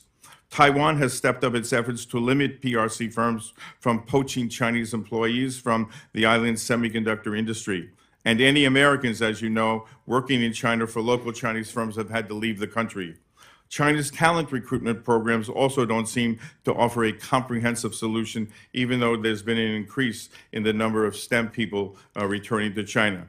So in the final analysis, the burden of solving China's semiconductor challenge falls squarely on the domestic education system. In some respects, we can see ample evidence of progress being made. Nonetheless, I would conclude it's likely that China's talent dilemma in semiconductors will remain a significant problem for some time in the future. Thank you. And thank you. So now I'm going to turn to the commissioners. We'll do this in reverse order alphabetically again. So Vice Chairman Wong. Thank you. Ms. Peterson, a lot of your testimony, and I should read it more closely, is focused on the proliferation of the AI major or areas of study that are focused on AI. But as you say, AI is a cross-disciplinary subject, pulling from not just CS, but I assume statistics, data science, cognitive science, both engineering and theoretical disciplines. So, and maybe I'm unaware of this, but we don't see a similar proliferation of an AI-specific majors or courses of study in the United States, at least not to the same extent as in China. But do we still have an advantage, though, simply because of the strength of the education, particularly the higher education system that we have in those individual disciplines that make up the AI discipline? So strong CS, as you mentioned, but strong, ethics and philosophy, strong cognitive science, strong, this whole area of brain study that can be applied to the AI sphere. Basically, I'm saying, in comparing us to China, are we still on an advantage? Because it's just, we don't have the same push, at least I don't think, to make AI a major. It's kind of strange from our Western perspective to make that a discipline of study. Anyway, it's kind of a general question, but over to you. No, that is an excellent question, and I will say first that there is no one agreed upon definition for AI education. China has taken a stab at standardizing that, and that is just generally the approach that the Ministry of Education takes to majors, is to standardize them. So for the AI major itself, it's standardized under the engineering category. But that being said, both in the US and China, especially in China before the launch of the AI major, it was pretty similar in both countries, in which computer science departments were the main breeding ground for AI talent. And so some of these computer science majors in both countries have an AI concentration or elective courses that can train you up. But in China, they've taken that a step further with not just the AI major, which has the computer science core classes, has the math and the statistics, but they go beyond that to introduce, natural language processing and computer vision, and to really get you into the machine learning and the deep learning techniques, which are a bit more of an optional direction in the US computer science. I will note that there are certain programs in the US. There's no comprehensive tally that we know of that really quantifies how many AI majors there are, but I will point to Carnegie Mellon has a Bachelor of Science in Artificial Intelligence, where the curriculum design actually looks quite similar to what I've seen for the Chinese approach, where they are giving you the introductory methods and the hands-on tools that you need to learn how to design and deploy AI systems. So I would say that while the US, we are not intending at all for the US to replicate the Chinese approach. As it was mentioned in earlier panels, the decentralized approach is very much a strength of the US system, and it allows for more of that organic development and the discussion and integration of ethics.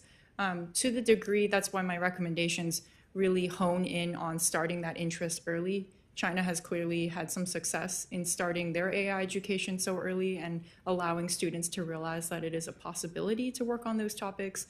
So to the extent that you can integrate that early on in the US education system will help more people concentrate in computer science with a focus in AI or AI majors entirely.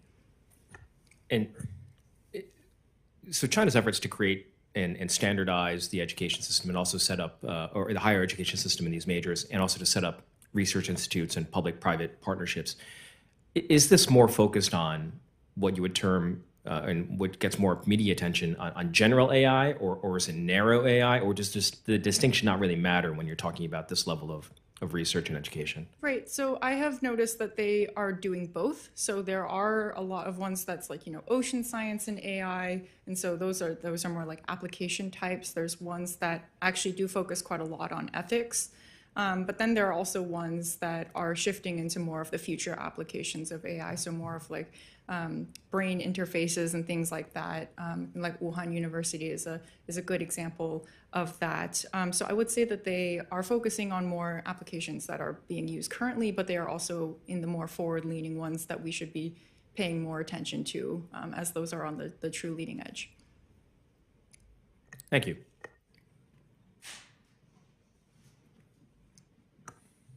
Commissioner Wessel. Thank you. Thank you to both of our witnesses. I want to pursue, in a way, what Commissioner Wang's was going after, and understand the quality of the education, as well as, and I think you said depth versus breadth, that with things like self-healing chips, architecture on the edge, the core versus the edge, all the various things, I'm sure a lot better than I, and similarly in AI, are the sanctions that the U.S. has imposed and limitations relating to EUV and, enabling technologies, production technologies, is that, what kind of effect is that having? And do you think that the workarounds, if they can be developed, might create new technologies that, we will be behind it? Mr. Simon, do you want to start? So my sense is that while at the production level, the impact of our policies has already been felt. In the research level, I think that it hasn't had much impact. And the reason why is that this is part of international science and technology collaboration. Chinese have as much access as we do to all the international journals and publications that are out there. They're also part of all the international scientific and technical bodies that deal with any kind of related issues. So there's no dearth of information flowing in, and also, by the way, out of China.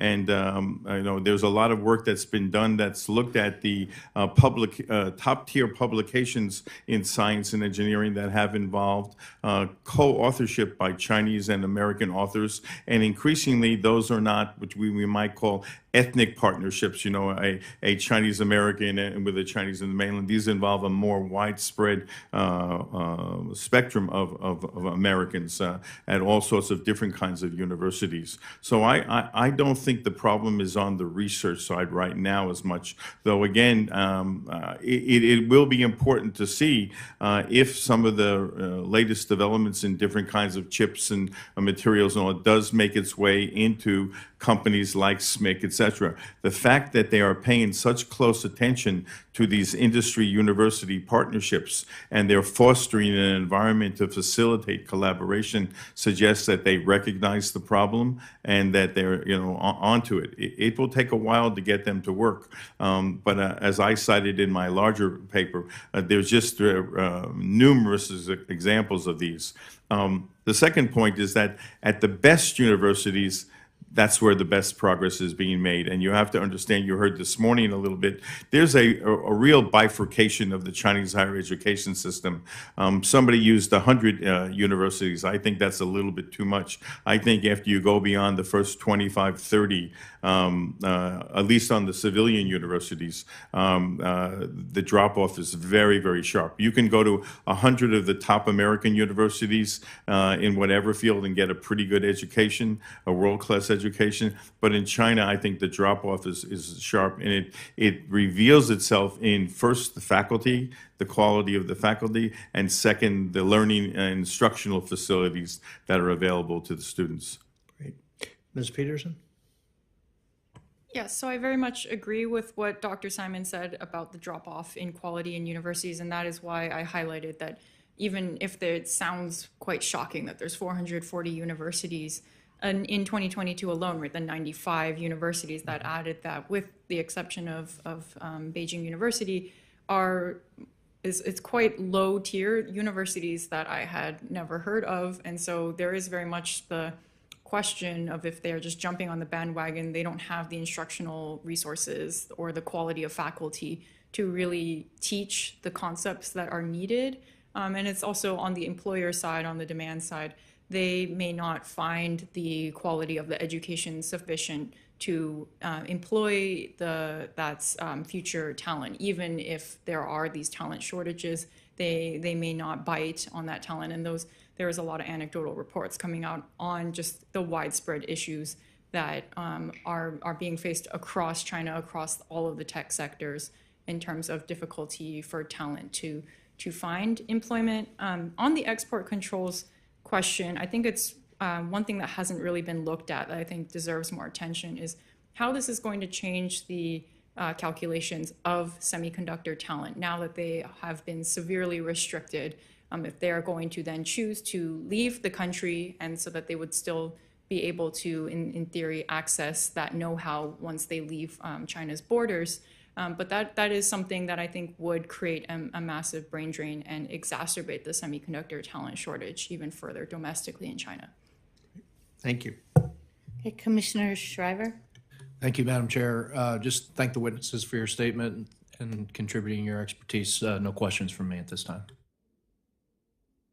And I'm going to pass and save mine till the end. So Commissioner Helberg. Thank you, Ms. Peterson and Dr. Simon. Ms. Peterson, my first question is for you, and I have a number of questions that I'll submit for the record, but my first one is, one of your recommendations was to incorporate hiring criteria and AI skills at OPM, and a challenge with that is that in the US tech industry specifically, talented AI researchers and engineers are very rarely professors at universities, let alone in the government, because they're offered millions of dollars a year to work at private companies. So it's very hard for the government or even the academic sector to compete with the private sector for high-end engineering talent. You listed an example of the voice recognition iFlyTech company that partnered with public colleges to launch several AI colleges across China. Can you give us a bit more color on what that partnership looked like and the mechanisms of how it worked? Sure. So to answer your second question first, so there's a number of tech companies that have created AI colleges, and so this is something that both predated the 2018 plan that I referred to that said that we need at least 50 of these research institutes and colleges before 2020. So these, I see the companies working most in the research institute side of things. So they are really driving, they are taking the application scenarios that they are aware of as the most challenging things that they see in industry, and they are directly bringing those problems into the classroom. They are helping to design curricula with that in mind. And then they are also letting instructors and students alike. So these students can be undergraduates. They are usually more on the graduate side as what I've seen. And so they are able to both, instructors are able to kind of work at companies like iFlyTech and get that know-how. And then there's this virtuous cycle where they then bring it back into the classroom. And the same thing with students. Students can go do training at these companies and bring that know-how back into the classroom. And then I haven't seen necessarily formalized pathways for those students to then go work at places like iFlyTech in the future, but I would not be surprised if some of that talent then went to go work for them full-time. But this is something that's very much, it's not necessarily, there's the rural-urban divide that really plays into this. So while there are major tech companies that are bringing AI-enabled education platforms to assist students learning into rural areas, that's not the same thing as people who are working at those companies directly coming to your classroom and teaching you about the industry, the like cutting edge research findings and the industry findings. So there I see another divide in terms of the quality of education that people in more rural areas perhaps cannot get because they don't have access to those real world industry partnerships.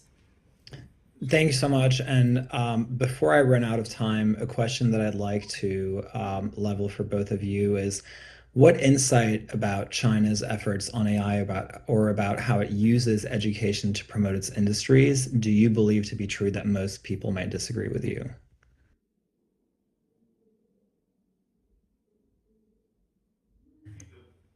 Can you repeat the last part of your question? Sure. What insight about China's efforts on AI or about how it uses education to promote its industries do you believe to be true that most people might disagree with you? I guess so much has been written about China, artificial intelligence, and semiconductors. I'm curious to know if there are facts or truths that you believe to be true that a lot of other people might disagree with you on, that are different, that depart from the mainstream of what other people have already covered. Okay. So from my understanding and what I see in semiconductor, to prepare for this testimony, I went and looked at what is going on state of the art with respect to American semiconductor companies, et cetera. And I think that the use of AI, machine learning tools, data science, all of that are now heavily embedded in the mainstream of our industry. And as I read this, I kind of started to look for, do I see a lot of examples of this happening in China? I think China is at a very embryonic level in making this happen, but I think in the education system, there is strong recognition that these tools are going to have to be brought into the mainstream of education in order to make sure that the graduates are able to meet the needs of Chinese industry in the years ahead. I think the one thing that we all have to remember, which is really critical, science popularization in China is something that's very important. And so because something is happening in AI or what other advanced science area, the reality is that the Chinese government does see educating the general population in science as something to be important for the long-term development of the civilization. I think that's something we shouldn't lose sight of, that it is thinking in a modern way, getting people out of particularly in the rural areas where there were a lot of taboos and superstitions and things of that sort, getting them into the modern world of the 21st century is something that the government and the Ministry of Education in particular recognizes as very important to China's long-term development. So not everyone who's growing up in a rural area is going to become an AI specialist, but as a citizen, they need to understand what AI means to their lives and how it's going to be utilized. Whether China is doing that in the best way possible, I can't confirm that. But what I can say that it is happening. And it's happened like that when the Chinese encountered the information technology revolution. As they came out of the culture revolution, they were already 10 years behind, so it had a lot of catching up. So I think that this mass education effort is something we shouldn't discount in helping to further educate the population, probably not to the level that we would think adequate, but nonetheless for China, it is working and it is having an impact, I would say. Thank you. Commissioner Friedberg.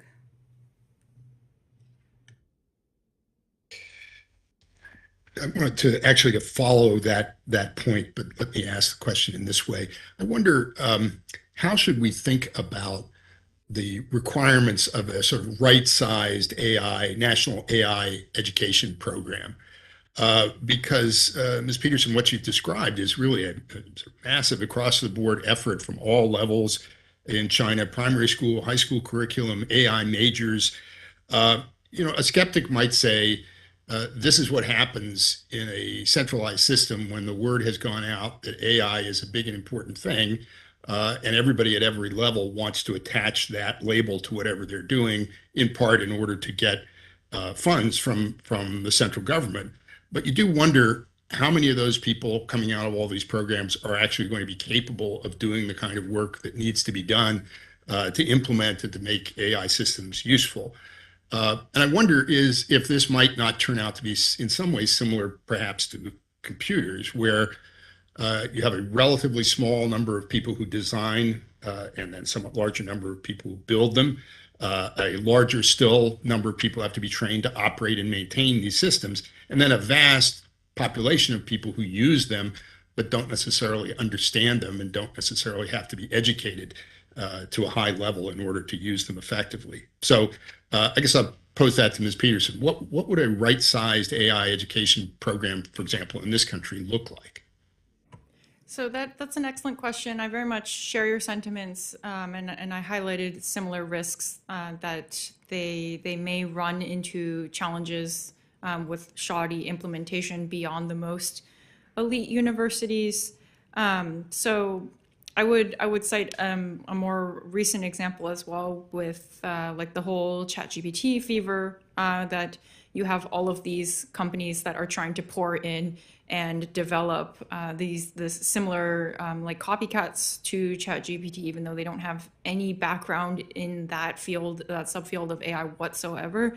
And I think like Meituan is a good example of that, the food delivery giant. But to more explicitly answer your question, I think there already are good programs in the U.S.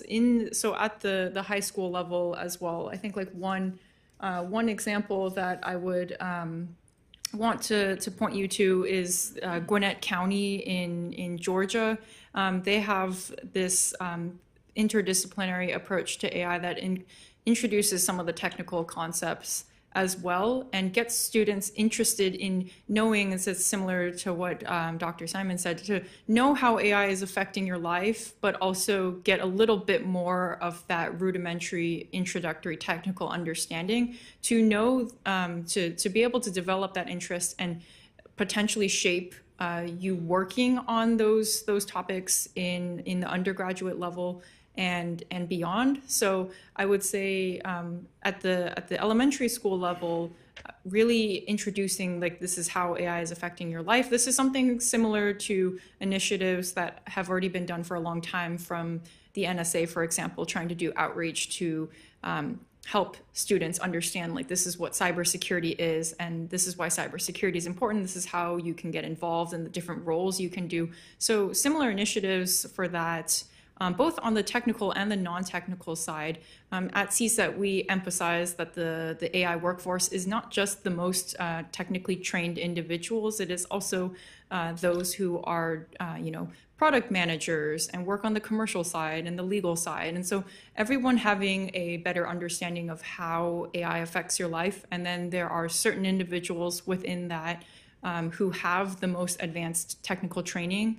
I think like that would produce the most robust AI talent pipeline in the U.S. Okay, thank you.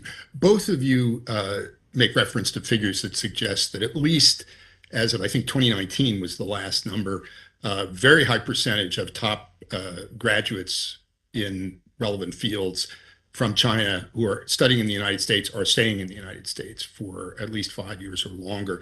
Do you have any sense of what's happened more recently since COVID, and then more broadly, and maybe this is something to deal with in the record, what kinds of policies might the U.S. pursue in order to encourage people to stay? So just a quick question about the current data and maybe ask Dr. Simon. although the last number that I heard actually the other day was 1,400. And that is the number of scholars, postdocs, et cetera, that over the last 2 years have decided to go back, even though they had positions here in the United States. No, that's not a big number, but it's not a small number either. I think the big question right now is that many of these people literally are wrestling with whether they should stay, return to China, or go to a third country.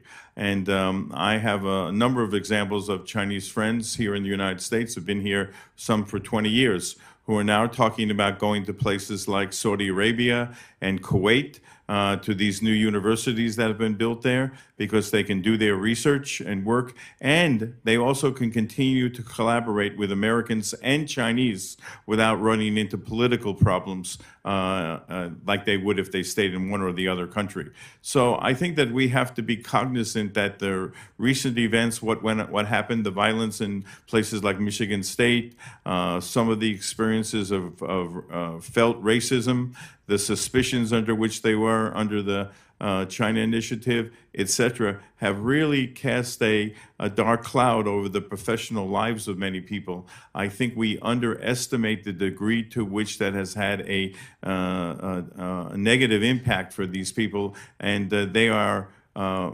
very, very cautious right now. In fact, even if we wanted to promote more Sino-US cooperation in research and technology, a lot of these people would be hesitant. They don't even communicate in some cases with their former contacts in China. So I think that we may have, I'm saying may, I think we did go too far in terms of the impact of some of these things. And I think that we need to be very careful. I made mention at the beginning of my presentation that the shortage of talent in the global semiconductor industry is a worldwide problem. And the only way we solve our problem here in the United States is by making sure there's a steady flow of students from Asia coming into the U.S. willing to work in that industry and help to drive it to the next level. We don't have that. I think we also will not be able to achieve our goals. And think about how many projects we have going on in the United States. Where is that talent going to come from?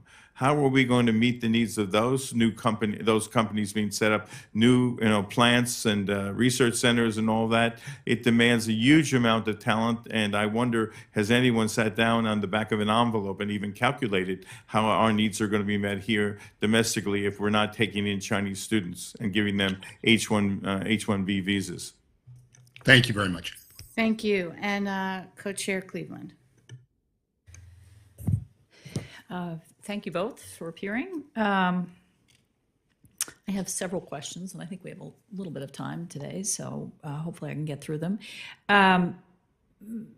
Simon, I'm interested in your observation in your testimony. You didn't speak to it in your oral testimony, that managerial requirements at factory and R&D levels have been given little attention in terms of education, and that we are very focused on the science side, but when it comes to actually training people who can manage, that there's a lack of interest. So could you elaborate on what you see as the implications, particularly for the semiconductor industry, when it comes to teaching managers, training managers?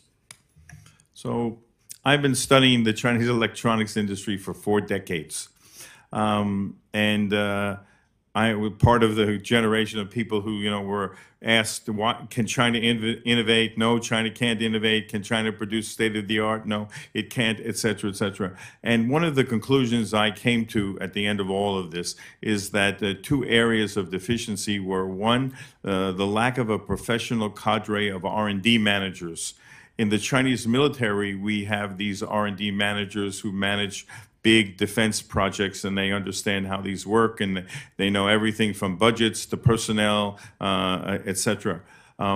But in the civilian research side, that has been something that has been missing.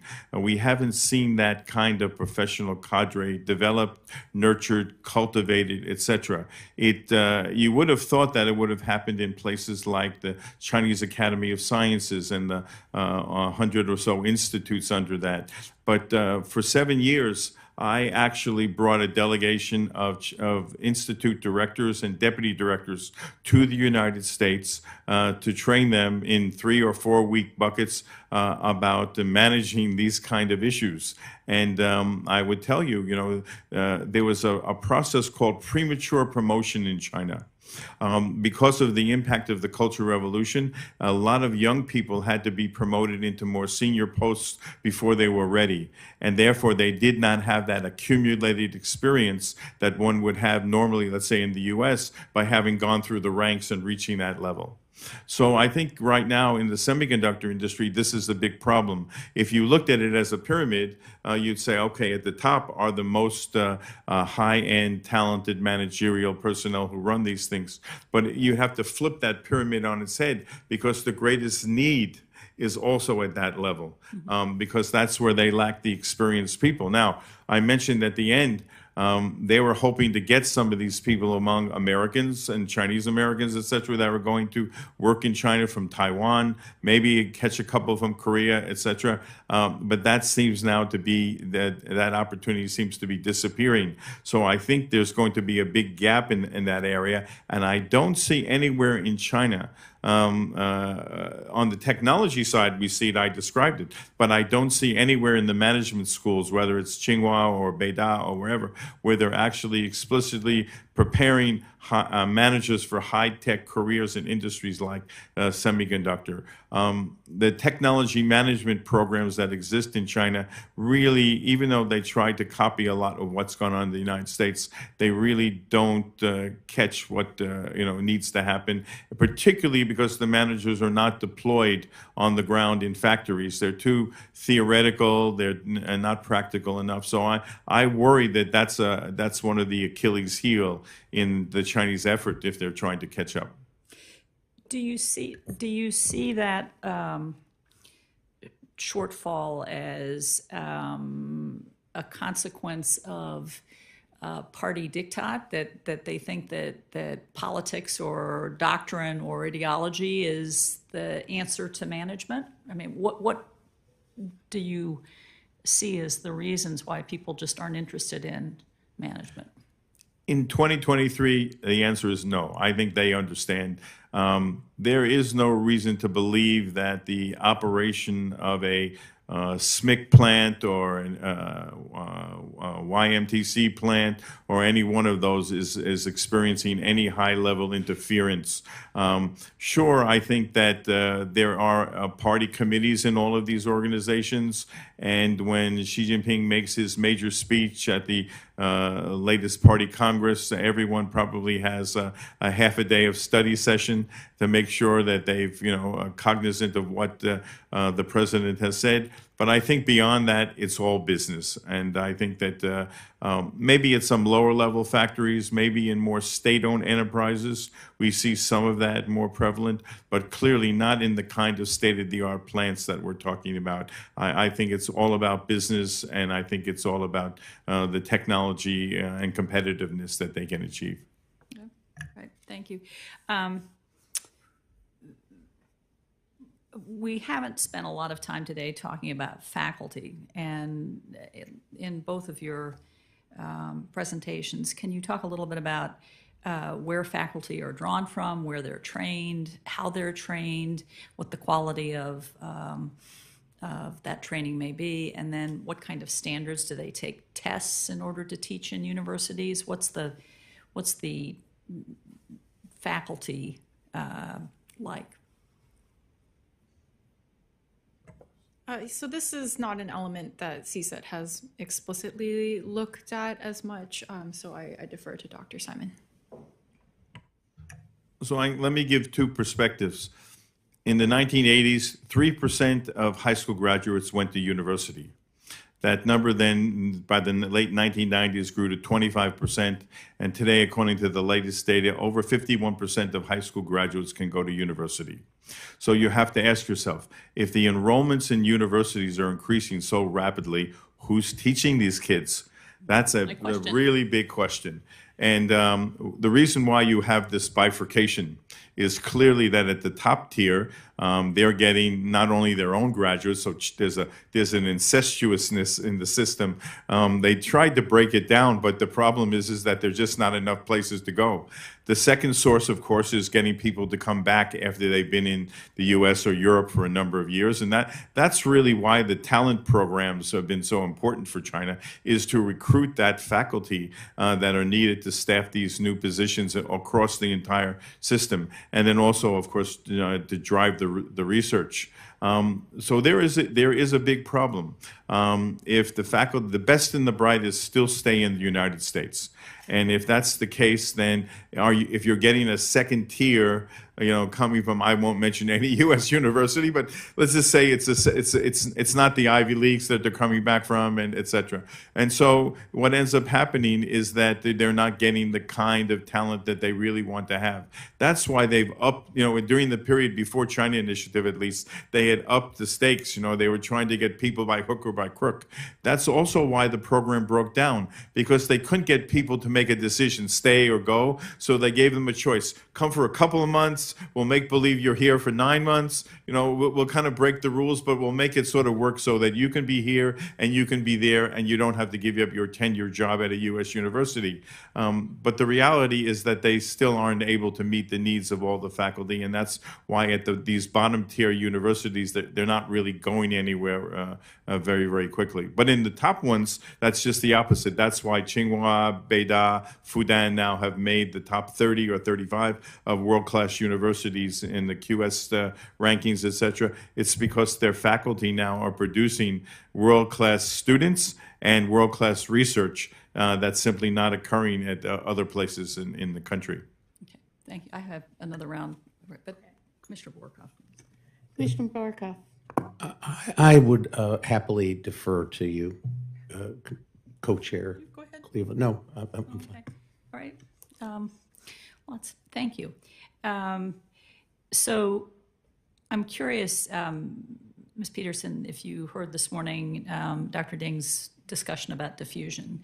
And I'm wondering, given what you've characterized as these relationships between companies and like iFlyTech and universities, whether you see the diffusion issue somewhat differently than he characterized it this morning.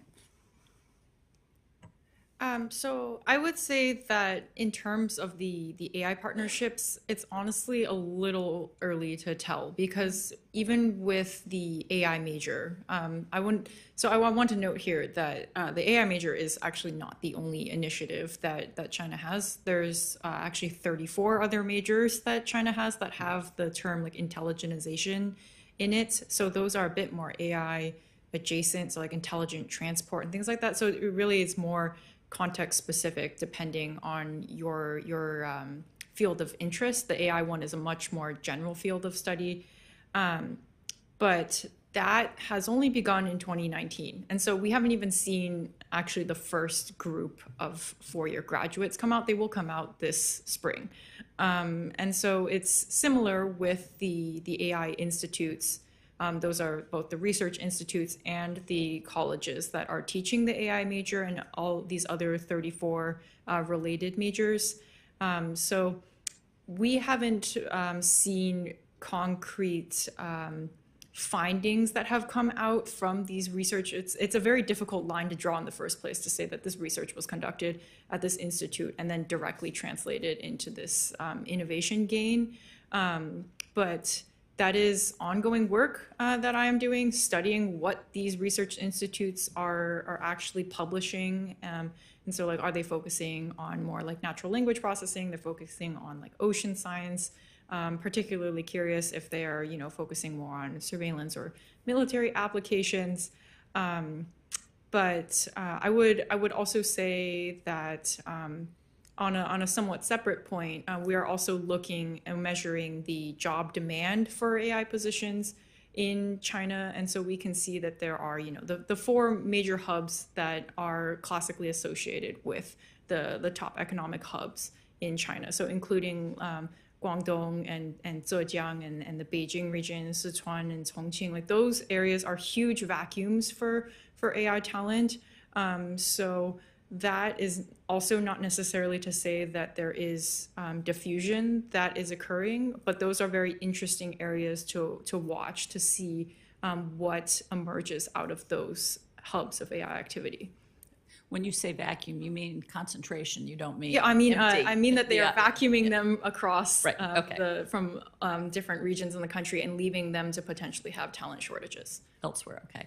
If I want to just add one point quickly, one of the problems that we see in semiconductor is this rapid turnover of personnel. Mm-hmm. Now, if you're a company, you obviously don't like rapid turnover of personnel, but if you're looking at diffusion of knowledge, the movement of people, the high level of talent mobility is something actually that could turn out to be beneficial because people bring the legally or illegally or whatever, and let's just assume for the moment they didn't steal the IP, but it's embedded, that they brought with them the knowledge that they have, and then they are able to upgrade what's going on at the next place and the next job place. That actually turns out to have some beneficial effects, even though the original company is not happy that they lost their job candidate or invested money in the training of their job candidate. There's this phenomenon, they say that there are hot companies and cold schools where the schools are not interested, but the companies are really interested. But there's also the opposite. Cold companies and hot schools. Schools that want to get their kids employed, but the companies are so nervous they're going to lose them after 6 months or a year because of the turnover rate. But the positives, if you step back, is that does provide a vehicle for diffusion of know-how across the economy. I think you anticipated one of my questions, the next question, which is you mentioned in your testimony that 236,000 employees were recruited from the market versus 67,000 coming from campuses. And I noticed yesterday there was a story of the slide of several big tech, PDD, Alibaba, I think Matuam was one of them, of their stock value because they are competing for employees. Can you talk with a little more granularity about those 2 points, that it's just people moving within the market rather than coming out of schools into these companies, and where is there the most mobility? Is it early stage career? What does it look like?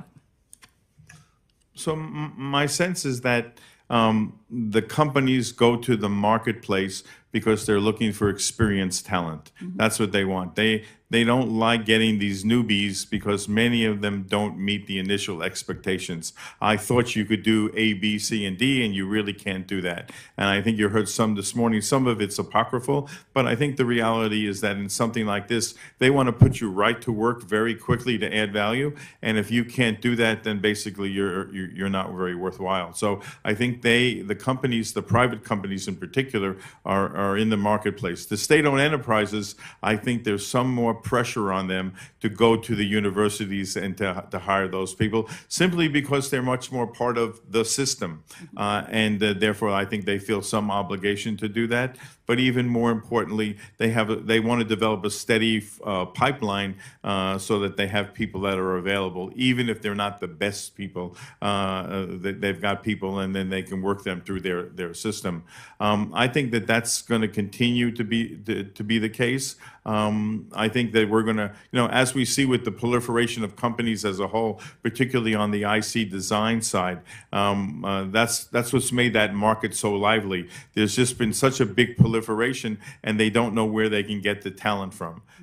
That's why these auxiliary vocational type schools have emerged. But there's, again, good news and bad news with those. Some are very good, and some are not so good. Why? Because if you're going to be very good, you're going to have to hire faculty who can teach at the state of the art, and those people command a very high salary, which means then you got to charge a high tuition, which means then you got to guarantee a job at the end, or else the applicant is not going to want to pay 30,000 or 40,000 yuan to get this kind of specialized training. We had this in the United States, if you remember, with respect to programmers. Right. We had, particularly I know on the West Coast, but I saw it also on the East Coast, a number of schools emerged, 6 months training, pay like the equivalent of a university education for 1 year. But most of them, those graduates were working in Google and Amazon and wherever after they finished. In China, there's no guarantee like that. And so I think the students are a little bit dubious and the employers are a little bit dubious. So that's why in the marketplace, they can have a wider range of people to take a look at. And so you've also seen a proliferation of headhunting firms, who basically are looking for talent. And people tell me they get phone calls all the time. You're thinking of losing your job, moving your job, shifting your job. So, I mean, it's the word chaos or chaotic is a good word because it is a little bit chaotic, and it may be short term because the Chinese now are feeling the impact of the U.S. restrictions immediately almost. Maybe in 2 or 3 years it will sort itself out a little bit. Supply and demand, if you're, will seem to work itself out. But I think that all has to do with how fast they can improve the curriculum and the delivery of that curriculum to the students. One more question. My questions have been answered, so let me ask everyone else if anyone else has any additional questions before we go back to Robin. Commissioner. Anyone else have anything else they want to ask? Anyone remotely? Okay, it's all yours. Just one more question. Since this is a hearing on education and training and the future of the workforce, I'm interested in if Ms. Peterson, how AI is being used to enhance education and training. Yes, so that's like a complementary effort. So I did mention in response to one of my questions earlier that there are major platforms such as Baidu that is really trying to bring AI-enabled education. So it's a bit of a parallel concept where it's the virtual assistant type of approach. So that is actually quite widespread, and bringing that to rural areas that's meant to pose as an assistant, as a complementary method to rural teachers, to urban teachers.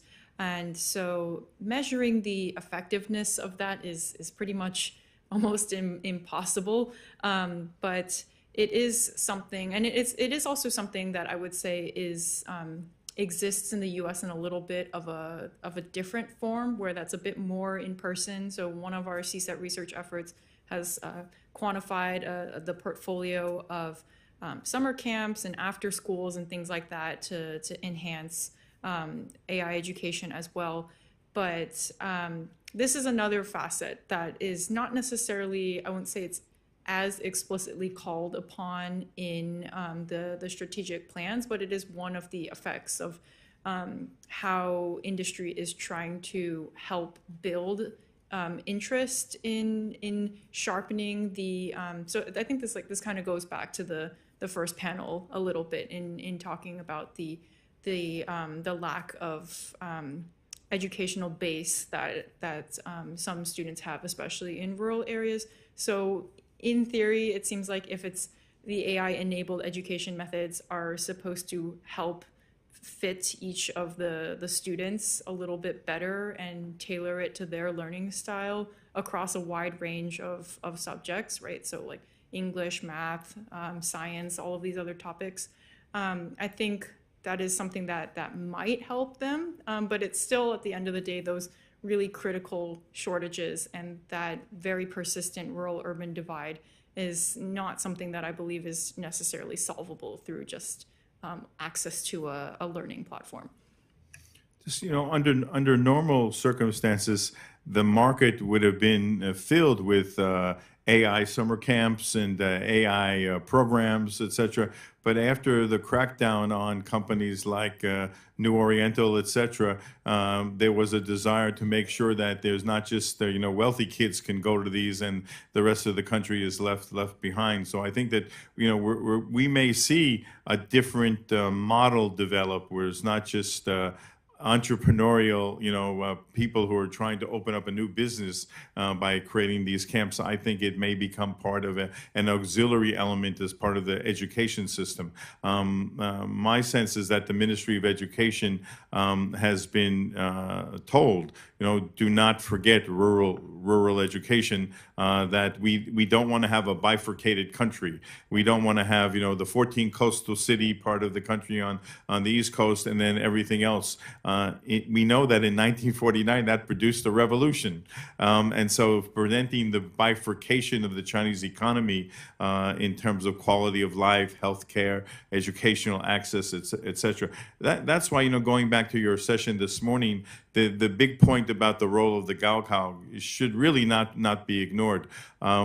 I was the executive vice chancellor for Duke Quinshon University for 5 years, one of the 4 Sino-U.S. joint venture universities, and actually was the one that developed our admissions policy for letting in the Chinese students through Gaokao.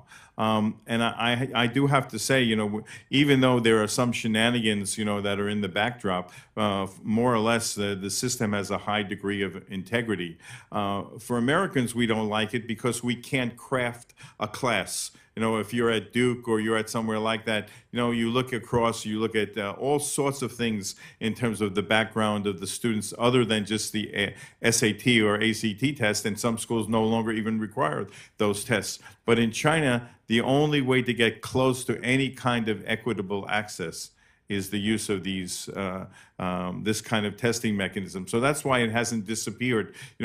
Lots of stuff has been reformed in China, and lots of stuff has gone away. But the major vehicle by which you have upward mobility in China still is the Gaokao. The question is, how can they improve what the Gaokao is as a education tool, so it doesn't end up with students who have just rote and memory.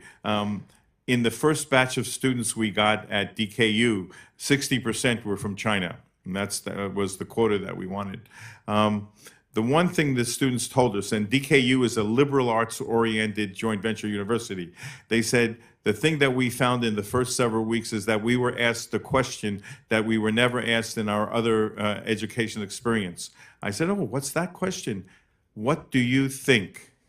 What do you think? So that became the cry, so what do you think, and how do you tell somebody, how do you think in an educated, informed way? And I think that's something I think China wants to cultivate. They just want to cultivate it within certain guardrails, but I think that the problem with China always is it's never a 0-1.